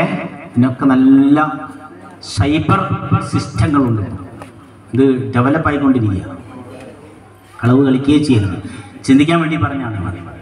കാരണം പലവരും കണ്ടില്ലേ, ഒരുത്തനല്ലേ ഈ അടുത്ത കാലത്ത് ഒരു കൊച്ചിനെ എല്ലാം കൂടി പീഡിപ്പിച്ച് വലിച്ചെറിഞ്ഞിട്ട് പിന്നെ മുണ്ട് പൊച്ചുകൊണ്ട് കുറേ നടന്നുപോയി. കുറച്ച് കഴിഞ്ഞപ്പോൾ മുണ്ട് അയച്ച് കെട്ടിയപ്പോൾ അത് ഏതോ ഒരു CCTV കൂടി. അതുകൊണ്ട് എതിലെ പോയി കഴിഞ്ഞാലും സത്യം വേറെ ഒന്ന് കിടക്കുന്നുണ്ടാവും. ഇതിനെക്കുറിച്ച് വളരെ ലളിതമായി ഗഹനമായി പഠിച്ച ഒരു ശാസ്ത്രമാണ് ജ്യോതിഷം. അതിന് ശാസ്ത്രീയമായ അടിത്തറയുണ്ട്. 50% വരുന്നുള്ളൂ എന്നാണ്, പൂർണ്ണമായിട്ടും അറിയില്ല എന്നാണ് വരാഹമിഹിരൻ പറയുന്നത്. അങ്ങനെയാകുമ്പോൾ ഈ നാട്ടിലുള്ള ജ്യോതിഷ പണ്ഡിതന്മാർ എന്ന് പറയുന്ന, ജ്യോതിഷം പഠിച്ചു എന്ന് പറയുന്ന ഞാൻ ഉൾപ്പെടെയുള്ളവർക്ക് 100% പറയാൻ പറ്റുമോ? ഇല്ല. അതുകൊണ്ട് ജ്യോതിഷത്തിനെ അന്ധമായി വിശ്വസിച്ചുകൊണ്ട് പെണ്ണ് കാണാനും പെണ്ണ് കെട്ടാനും പോകേണ്ട ആവശ്യമൊന്നും ഇല്ല. പക്ഷെ കൃത്യമായിട്ട് ജ്യോതിഷത്തിലൂടെ ഒരു 50% നമുക്ക് കാണാൻ പറ്റും. ജാതകാദേശം എന്ന് പറയുന്ന ഗ്രന്ഥം, പ്രശ്നമാർഗം എന്ന് പറയുന്ന ഗ്രന്ഥം, ഹോര എന്ന് പറയുന്ന ഗ്രന്ഥം, ഈ 3 ഗ്രന്ഥങ്ങളാണ് ജ്യോതിഷത്തിൻ്റെ അടിസ്ഥാന ഗ്രന്ഥങ്ങൾ. പിന്നെ ഞാൻ പറഞ്ഞ ബൃഹത് സംഹിത എത്ര ജ്യോതിഷ പണ്ഡിതന്മാർ പഠിക്കാറുണ്ടോ എന്ന് എനിക്ക് അറിഞ്ഞുകൂടാ. ഇതൊക്കെ നമുക്ക് കിട്ടാനുണ്ട് കേട്ടോ, പഠിക്കുക എന്നുള്ളത്. ഇനി ഇന്ന് ശാസ്ത്രം പറയുന്ന മറ്റൊരു സംഗതിയുണ്ട്, ഇതിനോട് കണക്ട് ചെയ്തുകൊണ്ട്. എൻ്റെ ശബ്ദം പോലെ ശബ്ദം വേറെ ആർക്കുമില്ല. ഉണ്ടോ? ഇല്ല. പണ്ട് ഗണ്ഡി എന്ന് പറയുന്ന ഒരു ചിന്തകൻ ഭാരതത്തിൽ പറഞ്ഞൊരു ശ്ലോകം, തദ്വേദാസ്തു ന ശക്യന്തേ വക്തും പ്രതികവിംസ്ഥിത ഇക്ഷുക്ഷീര ഗുഡാധീന മാധുര്യസ്യന്തരം മഹത് തഥാവിന തഥാഖ്യാതും സരസ്വത്യാപി ന ശക്യതേ. ഒരാളുടെ എഴുത്ത് പോലെ, ഒരാളുടെ കൈയക്ഷരം പോലെ, ഒരാളുടെ വാക്ക് പോലെ, ശ്രദ്ധിക്കണേ, ഒരാൾ പറയുന്നത് പോലെ, ഒരാൾ എഴുതുന്നത് പോലെ, അയാളുടെ ലെറ്റർ റൈറ്റിംഗ് പോലെ, കൈയക്ഷരം പോലെ മറ്റൊരാൾക്കില്ല എന്ന് ദണ്ഡി പറയാണ്. വർഷങ്ങൾക്ക് മുൻപ്, നൂറ്റാണ്ടുകൾക്ക് മുൻപ് ജീവിച്ച ആൾ പറയാണ്. തദ്വേദാസ്തുന ശക്യന്തേ വക്തും പ്രതികവിം സ്ഥിത. ഓരോ കവികളും ഓരോ വ്യക്തികളും പറയുന്നത് വ്യത്യസ്തമാണ്, എല്ലാം വ്യത്യസ്തമാണ്, ഒരേപോലെ ഒരിക്കലും വരില്ല. ഏതുപോലെ ഇക്ഷുക്ഷീര ഗുഡാധീനാം. ഇക്ഷു എന്ന് പറഞ്ഞാൽ കരിമ്പ്, ക്ഷീരം എന്ന് പറഞ്ഞാൽ പാല്, ഗുഡം എന്ന് പറഞ്ഞാൽ ശർക്കര. കരിമ്പിന് മധുരമുണ്ട്, പാലിന് മധുരമുണ്ട്, ശർക്കരയ്ക്ക് മധുരമുണ്ട്. പക്ഷേ മധുരങ്ങളെല്ലാം ഒന്നാണോ? മാധുര്യസ്യന്തരം ഇതിൻ്റെ മധുരങ്ങളൊക്കെ വ്യത്യസ്തമാണ്. തഥാവിന തഥാഖ്യാതും, അതിനെക്കുറിച്ച് വ്യാഖ്യാനിക്കാൻ, പറയാൻ, ആ മധുരങ്ങൾ തമ്മിലുള്ള വ്യത്യാസം എന്താണ് എന്ന് പറയാൻ സരസ്വത്യാവി ന ശക്യതേ, സരസ്വതി വന്നാൽ പോലും പറയാൻ പറ്റില്ല എന്ന് പറഞ്ഞാൽ നമുക്ക് ഓരോരുത്തർക്കും നമ്മുടേതായ സെപ്പറബിളായ, സെപ്പറേറ്റ് ആയ പേഴ്സണാലിറ്റി ഉണ്ട് എന്നർത്ഥം. അതുകൊണ്ട് നാം സംസാരിക്കുന്ന വാക്കുകളിൽ നമ്മളുണ്ട്. ഇന്ന് ഞാനൊരു കൂട്ടുകാരൻ്റെ വീട്ടിലേക്ക് പോകുമ്പോൾ അദ്ദേഹം പറഞ്ഞു 119ാമത്തെ പോസ്റ്റിൻ്റെ അടുത്ത് നിർത്തിയാൽ മതി എന്ന്. അപ്പം ഞാൻ എൻ്റെ മോനോട് ചോദിച്ചു, അവൻ എന്ത് ജോലിയുമായി ബന്ധപ്പെട്ടിരിക്കുന്നവനായിരിക്കുന്നു? ഇലക്ട്രീഷ്യനാണോ ചോദിച്ചു. ഞാൻ പറഞ്ഞു അങ്ങനെയല്ല. എന്നാൽ ഇലക്ട്രിസിറ്റിയുമായി ബന്ധപ്പെട്ട ആളായിരിക്കുന്നു. അയാളുടെ അച്ഛനും അയാളുടെ കുടുംബമൊക്കെ ഇലക്ട്രിസിറ്റിയായിട്ട് നല്ല ബന്ധമുള്ള ആളാണ്. നിങ്ങളുടെ വീടിൻ്റെ അടുത്തുള്ള പോസ്റ്റിൻ്റെ നമ്പർ അറിയോ? ചില ആളുകൾ അറിയുന്നവരുണ്ടോ? ഉണ്ടോ? കൈവക്ക് അല്ലേ? കറണ്ട് പോകുമ്പോൾ മാത്രം വിളിക്കും, ചേട്ടാ ഇവിടെ കാണുന്നില്ല ചേട്ടാ. എന്ത് കാണുന്നില്ല? കണ്ണ് കാണുന്നില്ല. കണ്ണ് എന്താ തകരാറ്? അല്ല, വെളിച്ചം പോയി. അതെയോ? എന്താ കറണ്ട് പോയി? ആദ്യം പറയണ്ടേ. നിങ്ങൾ പോസ്റ്റ് നമ്പർ എത്ര നോക്കട്ടെ കേട്ടോ. ഓടുക നോക്കാൻ. നിങ്ങൾ കണ്ടുവച്ചാൽ മതി ആദ്യം പോസ്റ്റ് നമ്പർ. നിങ്ങളൊരാളോട് വഴി ചോദിക്കുക, ചേട്ടാ നമ്മളെ അമ്പലത്തിലേക്ക് പോകും, നിങ്ങൾ ഈ വളം അങ്ങ് തിരിയുമ്പോൾ ഒരു കള്ളുഷാപ്പ് കാണാം, ഉറപ്പിച്ചോ നിങ്ങൾ? അയാൾ ദിവസം 2 പേര് അവിടെ കയറുന്നതാണ്. ഇതിനെ പോസ്റ്റ് മോഡേൺ സയൻസ് പറയുന്ന ന്യൂറോ ലിംഗ്വിസ്റ്റിക്സ് പ്രോഗ്രാമിംഗ്, NLP. നമ്മൾ സംസാരിക്കുന്നതുമായി ബന്ധപ്പെട്ടുള്ള ഒരു 10 മിനിറ്റ് ഒരാളോട് ഇരുന്ന് സംസാരിച്ചാൽ മതി, അയാളുടെ ജോലി എന്താണെന്ന് NLP പഠിച്ച ഒരാൾക്ക് പറയാൻ പറ്റും. നല്ല പോലീസ് ഉദ്യോഗസ്ഥന്മാരൊക്കെ അത് പഠിച്ചിരിക്കാറുണ്ട്. അതുകൊണ്ട് നമ്മൾ കള്ളത്തിനും പറഞ്ഞിട്ടൊന്നും നേടാൻ പറ്റില്ല കേട്ടോ. നല്ല പോലീസുകാരോട്, മാങ്ങാക്കുന്ന പോലീസുകാരനെ കുറിച്ചല്ല ഞാൻ പറയുന്നത്, അവരെ പിടിച്ചുപോയി. മാങ്ങയും കോഴിയൊക്കെ വെക്കുന്നവന്മാരുണ്ട്. പക്ഷെ നല്ല പോലീസുകാർ 99% പോലീസുകാരും നല്ലവരാണ്. എനിക്കറിയാം പലരെയും. പെട്ടെന്ന് മനസ്സിലാക്കുവാണ്. അല്ലേ, ഡൽഹിയിൽ വെച്ചിട്ട് ഒരു കൊലപാതകം തെളിയിച്ച നൈന സാനി എന്ന് പറയുന്ന ഒരു കൊച്ചിനെ തന്തൂരിയിൽ വെച്ച് കത്തിച്ച് കളഞ്ഞ ഒരു കാലം ഉണ്ടായിരുന്നു. മുതിർന്ന ആളുകൾക്ക് ഓർമ്മയുണ്ടോയെന്ന് എനിക്കറിയില്ല. കേരളീയനായ ഒരു പോലീസ് ഉദ്യോഗസ്ഥൻ ഡ്യൂട്ടിയിൽ പോകുമ്പോൾ കൂട്ടുകാരനോട് പറഞ്ഞാണ്, മനുഷ്യനെ കത്തിച്ചിട്ടുണ്ട്, ഇവിടെയും മരണം നടന്നിട്ടില്ലല്ലോ, ഇവിടെ ശ്മശാനവും ഇല്ല, പോലെ എന്ന് പറഞ്ഞു. ആ ഒറ്റ സ്മെല്ലിലാണ് അയാൾ മനസ്സിലാക്കുന്നത്. അതുകൊണ്ട് പിടിച്ചു പോയി ചില ആളുകളുടെ കഴിവുകൾ. അതുപോലെ നല്ല ആളുകൾക്ക്, നല്ല അധ്യാപകർക്ക്, നല്ല അമ്മമാർക്ക്, നല്ല പോലീസുകാർക്ക്, നല്ല അച്ഛന്മാർക്ക് ശ്രദ്ധയോടെ, ശ്രദ്ധാവാൻ ലഭതേ ജ്ഞാനം, അവരെ ജ്ഞാനത്തിന് തെളിയിച്ചെടുക്കുക. അങ്ങനെ തെളിയിച്ചെടുത്താൽ മാത്രമേ ജ്യോതിഷം ഫലവത്താവുള്ളൂ. ഞാൻ പറഞ്ഞു വന്നത്, നമ്മൾ തമ്മിലുള്ള ബന്ധങ്ങൾ ജ്യോതിഷത്തിലൂടെ അല്ലെങ്കിൽ ജാതകത്തിലൂടെ മാത്രം കൂട്ടിച്ചേർക്കപ്പെടുന്നതിനേക്കാൾ ഫലവത്താവുന്നത് എപ്പോഴാണ്? നിങ്ങൾ എൻ്റെ കൂടെ സഞ്ചരിക്കുന്നുണ്ടോ? എന്തെങ്കിലും പിടികിട്ടുള്ളൂ. എപ്പോഴാണ്? ഞാൻ പറയാൻ കാരണം, എൻ്റെ അച്ഛൻ്റെ മരണാനന്തര ചടങ്ങുകളിലും അതിനുശേഷം എല്ലാ വർഷവും ബലികർമ്മങ്ങളും ചെയ്യുന്ന ഒരാൾ ഒരു ബന്ധവുമില്ലാത്ത, സ്വന്തമില്ലാത്ത ആളാണെങ്കിൽ അയാൾക്കുള്ള അടുപ്പം എന്തിലൂടെയാണ്? സ്നേഹത്തിലൂടെയാണ്, ആത്മബന്ധമാണ്. ജാതകത്തിനേക്കാൾ വലുത്, ലോകത്തിൽ എല്ലാത്തിനേക്കാളും വലുത് ആത്മബന്ധമാണ്. അതുണ്ടാക്കിയെടുക്കുക. ആത്മബന്ധത്തിനപ്പുറത്തേക്ക് ഒരു സയൻസും ഇല്ല. ബന്ധങ്ങളിൽ ഒരു സയൻസുമില്ല. ആ ആത്മബന്ധം വേണം. ഈ ആത്മബന്ധം ഉണ്ടാവണമെങ്കിൽ നമ്മൾ ശുദ്ധരായിരിക്കണം. ശരീരം കൊണ്ട് ശുദ്ധരാവണം, മനസ്സുകൊണ്ട് ശുദ്ധരാവണം, ഇന്ദ്രിയങ്ങൾ കൊണ്ട് ശുദ്ധരാവണം, വാക്ക് കൊണ്ട് ശുദ്ധരാവണം, ദൃഷ്ടി നോക്കുകൊണ്ട് ശുദ്ധരാവണം, ആചാരങ്ങൾ കൊണ്ട് ശുദ്ധരാവണം. ഇങ്ങനെ നാനാ തലത്തിലും തരത്തിലും അങ്ങനെ ക്ഷേത്രത്തിലേക്ക് വരുമ്പോഴേ നിങ്ങൾക്ക് ഇതിനെ തിരിച്ചറിയാനും നിങ്ങൾക്ക് സഹായവും കിട്ടും. ഒരാൾ കഴിഞ്ഞ ദിവസം എന്നോട് പറഞ്ഞു, ഒരു അധികം ദിവസമായി, ഒരു കൊച്ചിന് സുഖമില്ലാതായതുമായി ബന്ധപ്പെട്ടിട്ട് പറഞ്ഞു, ഇപ്പം ആ കൊച്ചിൻ്റെ അമ്മ ഈശ്വര വിശ്വാസമൊന്നുമില്ല, നാമം ജപിക്കാൻ പോലുമില്ല. അങ്ങനെയല്ല വരേണ്ടത്. നമ്മൾ കൂടുതൽ അടുപ്പമുണ്ടാക്കുമ്പോൾ അതിൻ്റെ ഉത്തരം നമുക്ക് കിട്ടും. എന്തുകൊണ്ട് എന്ന് കിട്ടും. നമ്മുടെ ദുരന്തങ്ങളെല്ലാം പൂർവജന്മകൃതം പാപം വ്യാധി രൂപേണ ജായത്തെ. അറിഞ്ഞുകൊണ്ട് പൂർവജന്മകൃതം പാപം, നിങ്ങൾ മുൻജന്മത്തിൽ ചെയ്തിരിക്കുന്ന പല കാര്യങ്ങളുണ്ട്. വ്യാധി രൂപേണ ജായതേ, അതാണ് നിങ്ങൾക്ക് രോഗങ്ങളും ദുരിതങ്ങളുമായിട്ട് നിങ്ങളുടെ മുന്നിൽ വരുന്നത്. നമ്മൾ ശാന്തി മന്ത്രം ചൊല്ലുമ്പോൾ 3 ശാന്തി ചൊല്ലുന്നില്ലേ? ഇന്നലെ ഞാൻ അവിടെ നിർത്തിയതും പറഞ്ഞുകൊണ്ടാണ്. ആധിഭൗതികവും ആധിദൈവികവും ആധ്യാത്മികവുമായ ശാന്തി. ഓം ശാന്തി ശാന്തി ശാന്തി. ആധിദൈവികം എന്ന് പറഞ്ഞാൽ നമ്മുടെ കണ്ണുകൊണ്ട് കാണുന്ന അപകടങ്ങൾ, മരണങ്ങൾ, ദുരിതങ്ങൾ, രോഗങ്ങൾ ഇങ്ങനെ നമുക്ക് നേരിട്ടറിയാവുന്നു. ആധിദൈവികം എന്ന് പറയുന്നത് പ്രകൃതിയുടെ ചില വചോവിലാസങ്ങൾ, പിന്നെ കാറ്റാവാം, മഴയാവാം, വെയിലാവാം, അതുമൊക്കെ ആയിട്ട് ബന്ധപ്പെട്ട് കുറച്ചുകൂടി നമുക്കറിയാൻ പറ്റാത്തതാണ്. അധ്യാത്മികം എന്ന് പറഞ്ഞാൽ നമുക്ക് തീരെ അറിയാത്തൊരു തലമുണ്ട്. എന്തുകൊണ്ട് എന്നറിയാത്ത തലം. ഈ തലത്തിനെ ഉൾക്കൊള്ളുന്ന ഒരു ചൈതന്യം ഇവിടെ ഉള്ളത് കൊണ്ട് അതിനെ ശാസ്ത്രീയമായിട്ടത് ഏതെങ്കിലും ഒരു കാലത്ത് ഞാൻ അതിൻ്റെ സയൻസ് പറഞ്ഞിരുന്നുണ്ട്. ക്ഷേത്ര സങ്കല്പം എന്ന് പറഞ്ഞൊരു വിഷയമുണ്ട്. ക്ഷേത്ര സങ്കല്പവും ക്ഷേത്ര ചൈതന്യവും അതൊന്ന് കുറച്ച് മനസ്സിലാക്കിയാൽ നിങ്ങൾ അതേപോലെ ഇവിടെ വന്ന് പ്രാർത്ഥിക്കും. ഇവിടെ ഒരു ചൈതന്യമുണ്ട്, അത് നമ്മളിലേക്ക് കിട്ടണമെങ്കിൽ ശാരീരികമായ യാതൊരു തരത്തിലുള്ള മാലിന്യവും നമ്മൾ ഏൽക്കരുത്. അതാണ് പുലയാചരണങ്ങളൊക്കെ കഴിഞ്ഞേ വരാവൂ എന്ന് പറയും. കാരണം നമ്മുടെ വേണ്ടപ്പെട്ടവർ മരിച്ചു കഴിഞ്ഞാൽ നമ്മളിൽ ആ മരിച്ച ആളുടെ അനുരണനങ്ങൾ ഉണ്ട്. ഒരു മുറിക്കകത്ത് ഒരു മൂലയിൽ ഒരു തന്ത്രിവാദ്യം വെക്കുക, അല്ലേ? കമ്പിവാദ്യം, കമ്പി കൊണ്ട് ഇങ്ങനെ ടാങ് ടാങ് എന്ന് പറയുന്ന വീണയോ ഗിറ്റാറോ അങ്ങനെയുള്ള ഒരു സാധനം, അതേ ഒരു സാധനം ഇങ്ങേ മൂലയിൽ വെക്കുക. എന്നിട്ട് നിങ്ങൾ ഒരു മൂലയിലുള്ള ഏതെങ്കിലും ഒരു കമ്പിയിൽ ടച്ച് ചെയ്യുക, എന്നിട്ട് പരീക്ഷിക്കുക. പരീക്ഷണം നടന്നതാണ്. നിങ്ങൾ തൊടാത്ത ആ വീണയിലെ അതേ കമ്പിയിൽ അതേ കമ്പനം ഉണ്ടാവും. നിങ്ങൾക്ക് അറിയുമായിരിക്കും പലതും. ഞാനിങ്ങനെ നിന്ന് വിളമ്പേണ്ട ഒരു ആവശ്യമില്ല. എൻ്റെ കൂടെ പഠിച്ച 10ാം ക്ലാസ് വരെ പഠിച്ച അബ്ദുൽ ബഷീർ എന്ന് പറയുന്ന ഒരു ചങ്ങാതി പുലർച്ചെ ഒരു 2:30-3 മണിയെങ്ങാണ്ടായി കാണും. ഞാൻ സ്വപ്നത്തിൽ കാണുകയാണ് ബഷീർ എൻ്റെ അടുത്ത് വന്നിട്ട് ചിരിക്കുകയാണ്. എന്നിട്ട് പെട്ടെന്ന് കടന്നുപോയി.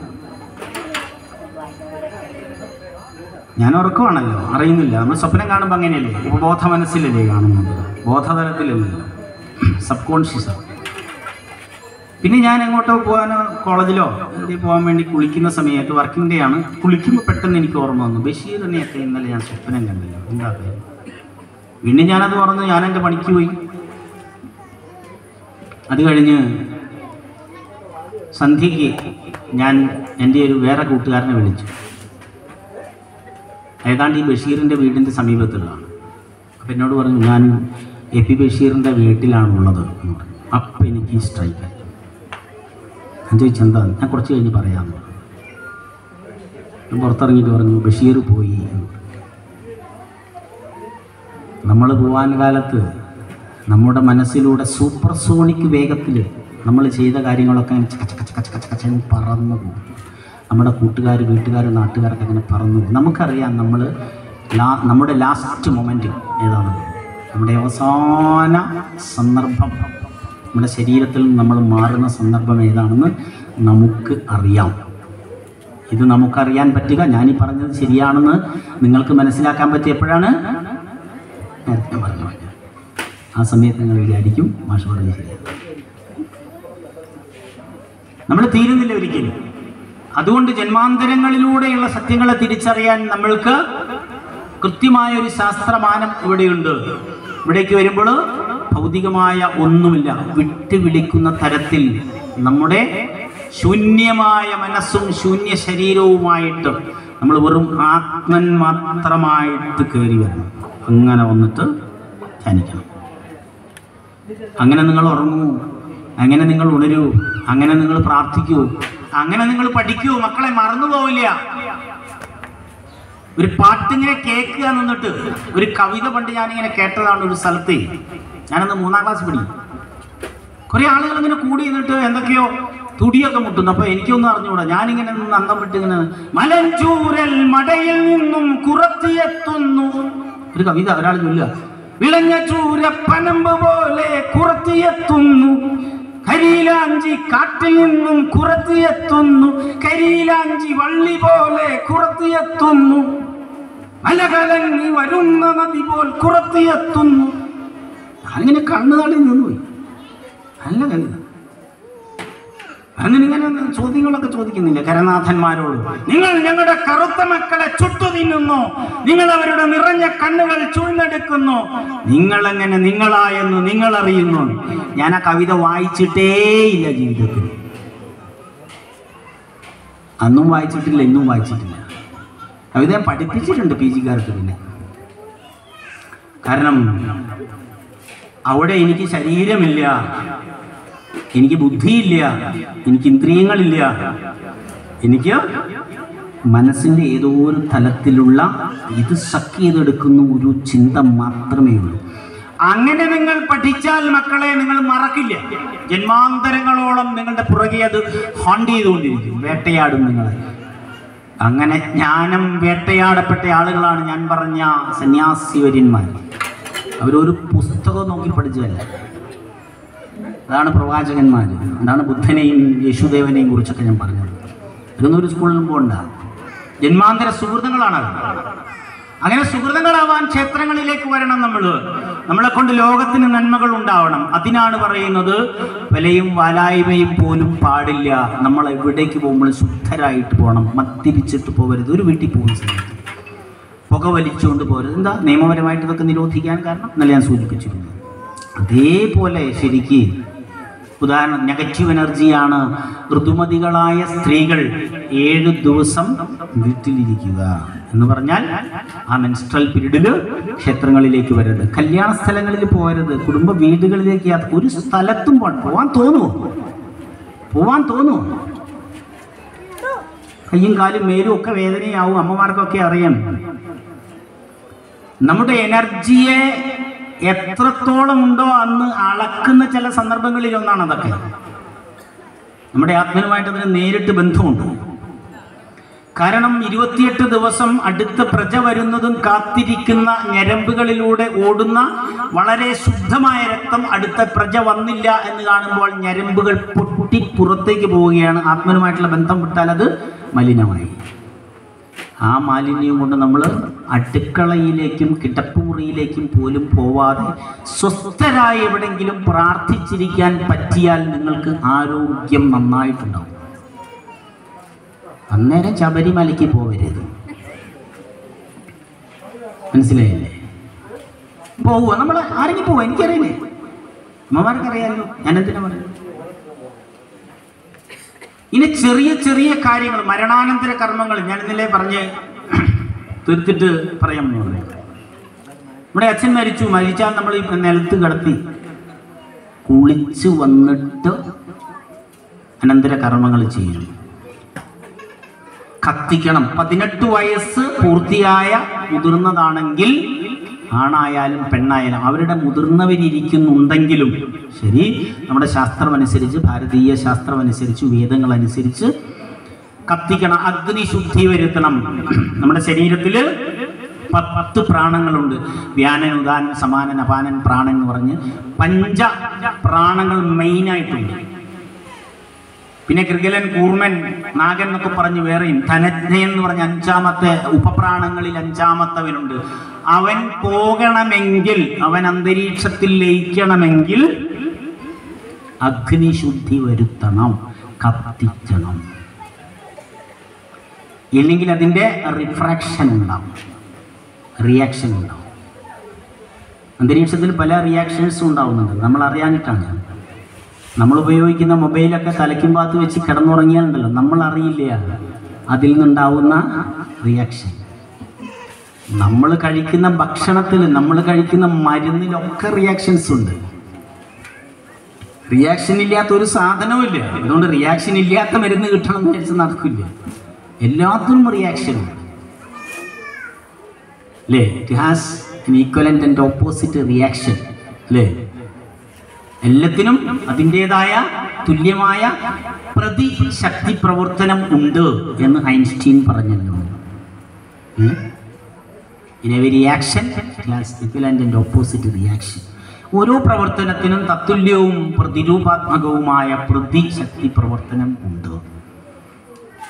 അപ്പോൾ ഒരാൾ മരിക്കുമ്പോൾ ഈ പ്രപഞ്ചത്തിൽ തത്തുല്യമായ ഒരു പ്രതിപ്രവർത്തനം നടക്കുന്നുണ്ട്.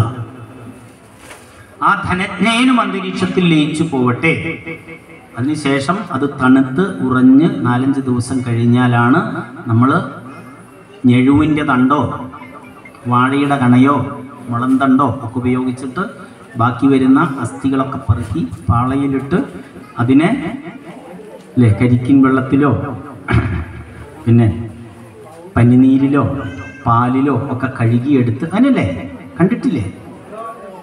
അന്തരീക്ഷം ശുദ്ധമാക്കിയാണ്. അതവിടെ എടുത്തു കഴിഞ്ഞാൽ അതിൻ്റെ നെഗറ്റീവ് എനർജി ഉണ്ടാവും. എന്നിട്ട് ദൂരെ ആഴക്കയങ്ങളിലോ വല്ല ഉത്തുംഗ പർവ്വതങ്ങളിലോ ഒക്കെ നിക്ഷേപിക്കുക കൊണ്ടുപോയിട്ട്. എന്തിനാണ്? ഈ മരിച്ച സ്ഥലത്ത് വീണ്ടും വീട് വെക്കേണ്ടതുണ്ടാവും, കൃഷി ഇറക്കേണ്ടതുണ്ടാവും, അടുപ്പ് വെക്കേണ്ടതുണ്ടാവും. ഇവിടെ വീണ്ടും നമുക്ക് ജീവിക്കേണ്ടതുണ്ട്. വരുന്ന തലമുറയ്ക്ക് ഇവിടെ ഒന്നും അത് അവശേഷിക്കരുത്. അന്ധവിശ്വാസമാണോ? ആണോ? 18-ലും 19-ലും ഒക്കെ പ്രളയം വന്നപ്പം കത്തിച്ച സ്ഥലങ്ങളിൽ നിന്നൊന്നും ഒരു പ്രശ്നമില്ല. സഞ്ചയന കർമ്മം കൊണ്ട് എല്ലാം എടുത്തു കളഞ്ഞ സ്ഥലങ്ങളിലൊന്നും വിഷയമില്ല. കുഴിച്ചിടുകയും പെട്ടിയിൽ വെക്കുകയും ചെയ്ത സ്ഥലങ്ങളിൽ എല്ലാം മണ്ണിടിഞ്ഞ് വീണ്ടും വീട്ടിലേക്ക് വന്നു, കിണറ്റിൽ വന്നു, അടുക്കളയിൽ വന്നു. വെള്ളം അങ്ങ് പറ്റിയപ്പം അപ്പൂപ്പൻ്റെ തലയൊക്കെ ഇങ്ങനെ, നിങ്ങൾ ഇവിടെയല്ലേ വീട് വെച്ചത്? അപ്പം അപ്പൂപ്പനെ കുഴിച്ചിടണോ കത്തിക്കണോ?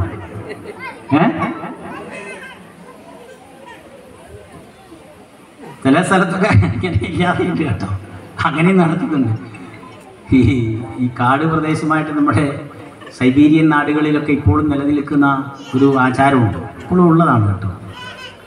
അങ്ങനെ 10, 75, 80, 90 ഒക്കെ ആയിട്ട് മക്കളെ അനിയന്തിര കോയമ്പ് കിട്ടാണ്ടോ, ഇന്ന് ഞായറാഴ്ച വീഡിയോ ആക്കൂല എന്നൊക്കെ പറഞ്ഞ് മക്കൾ പോകും.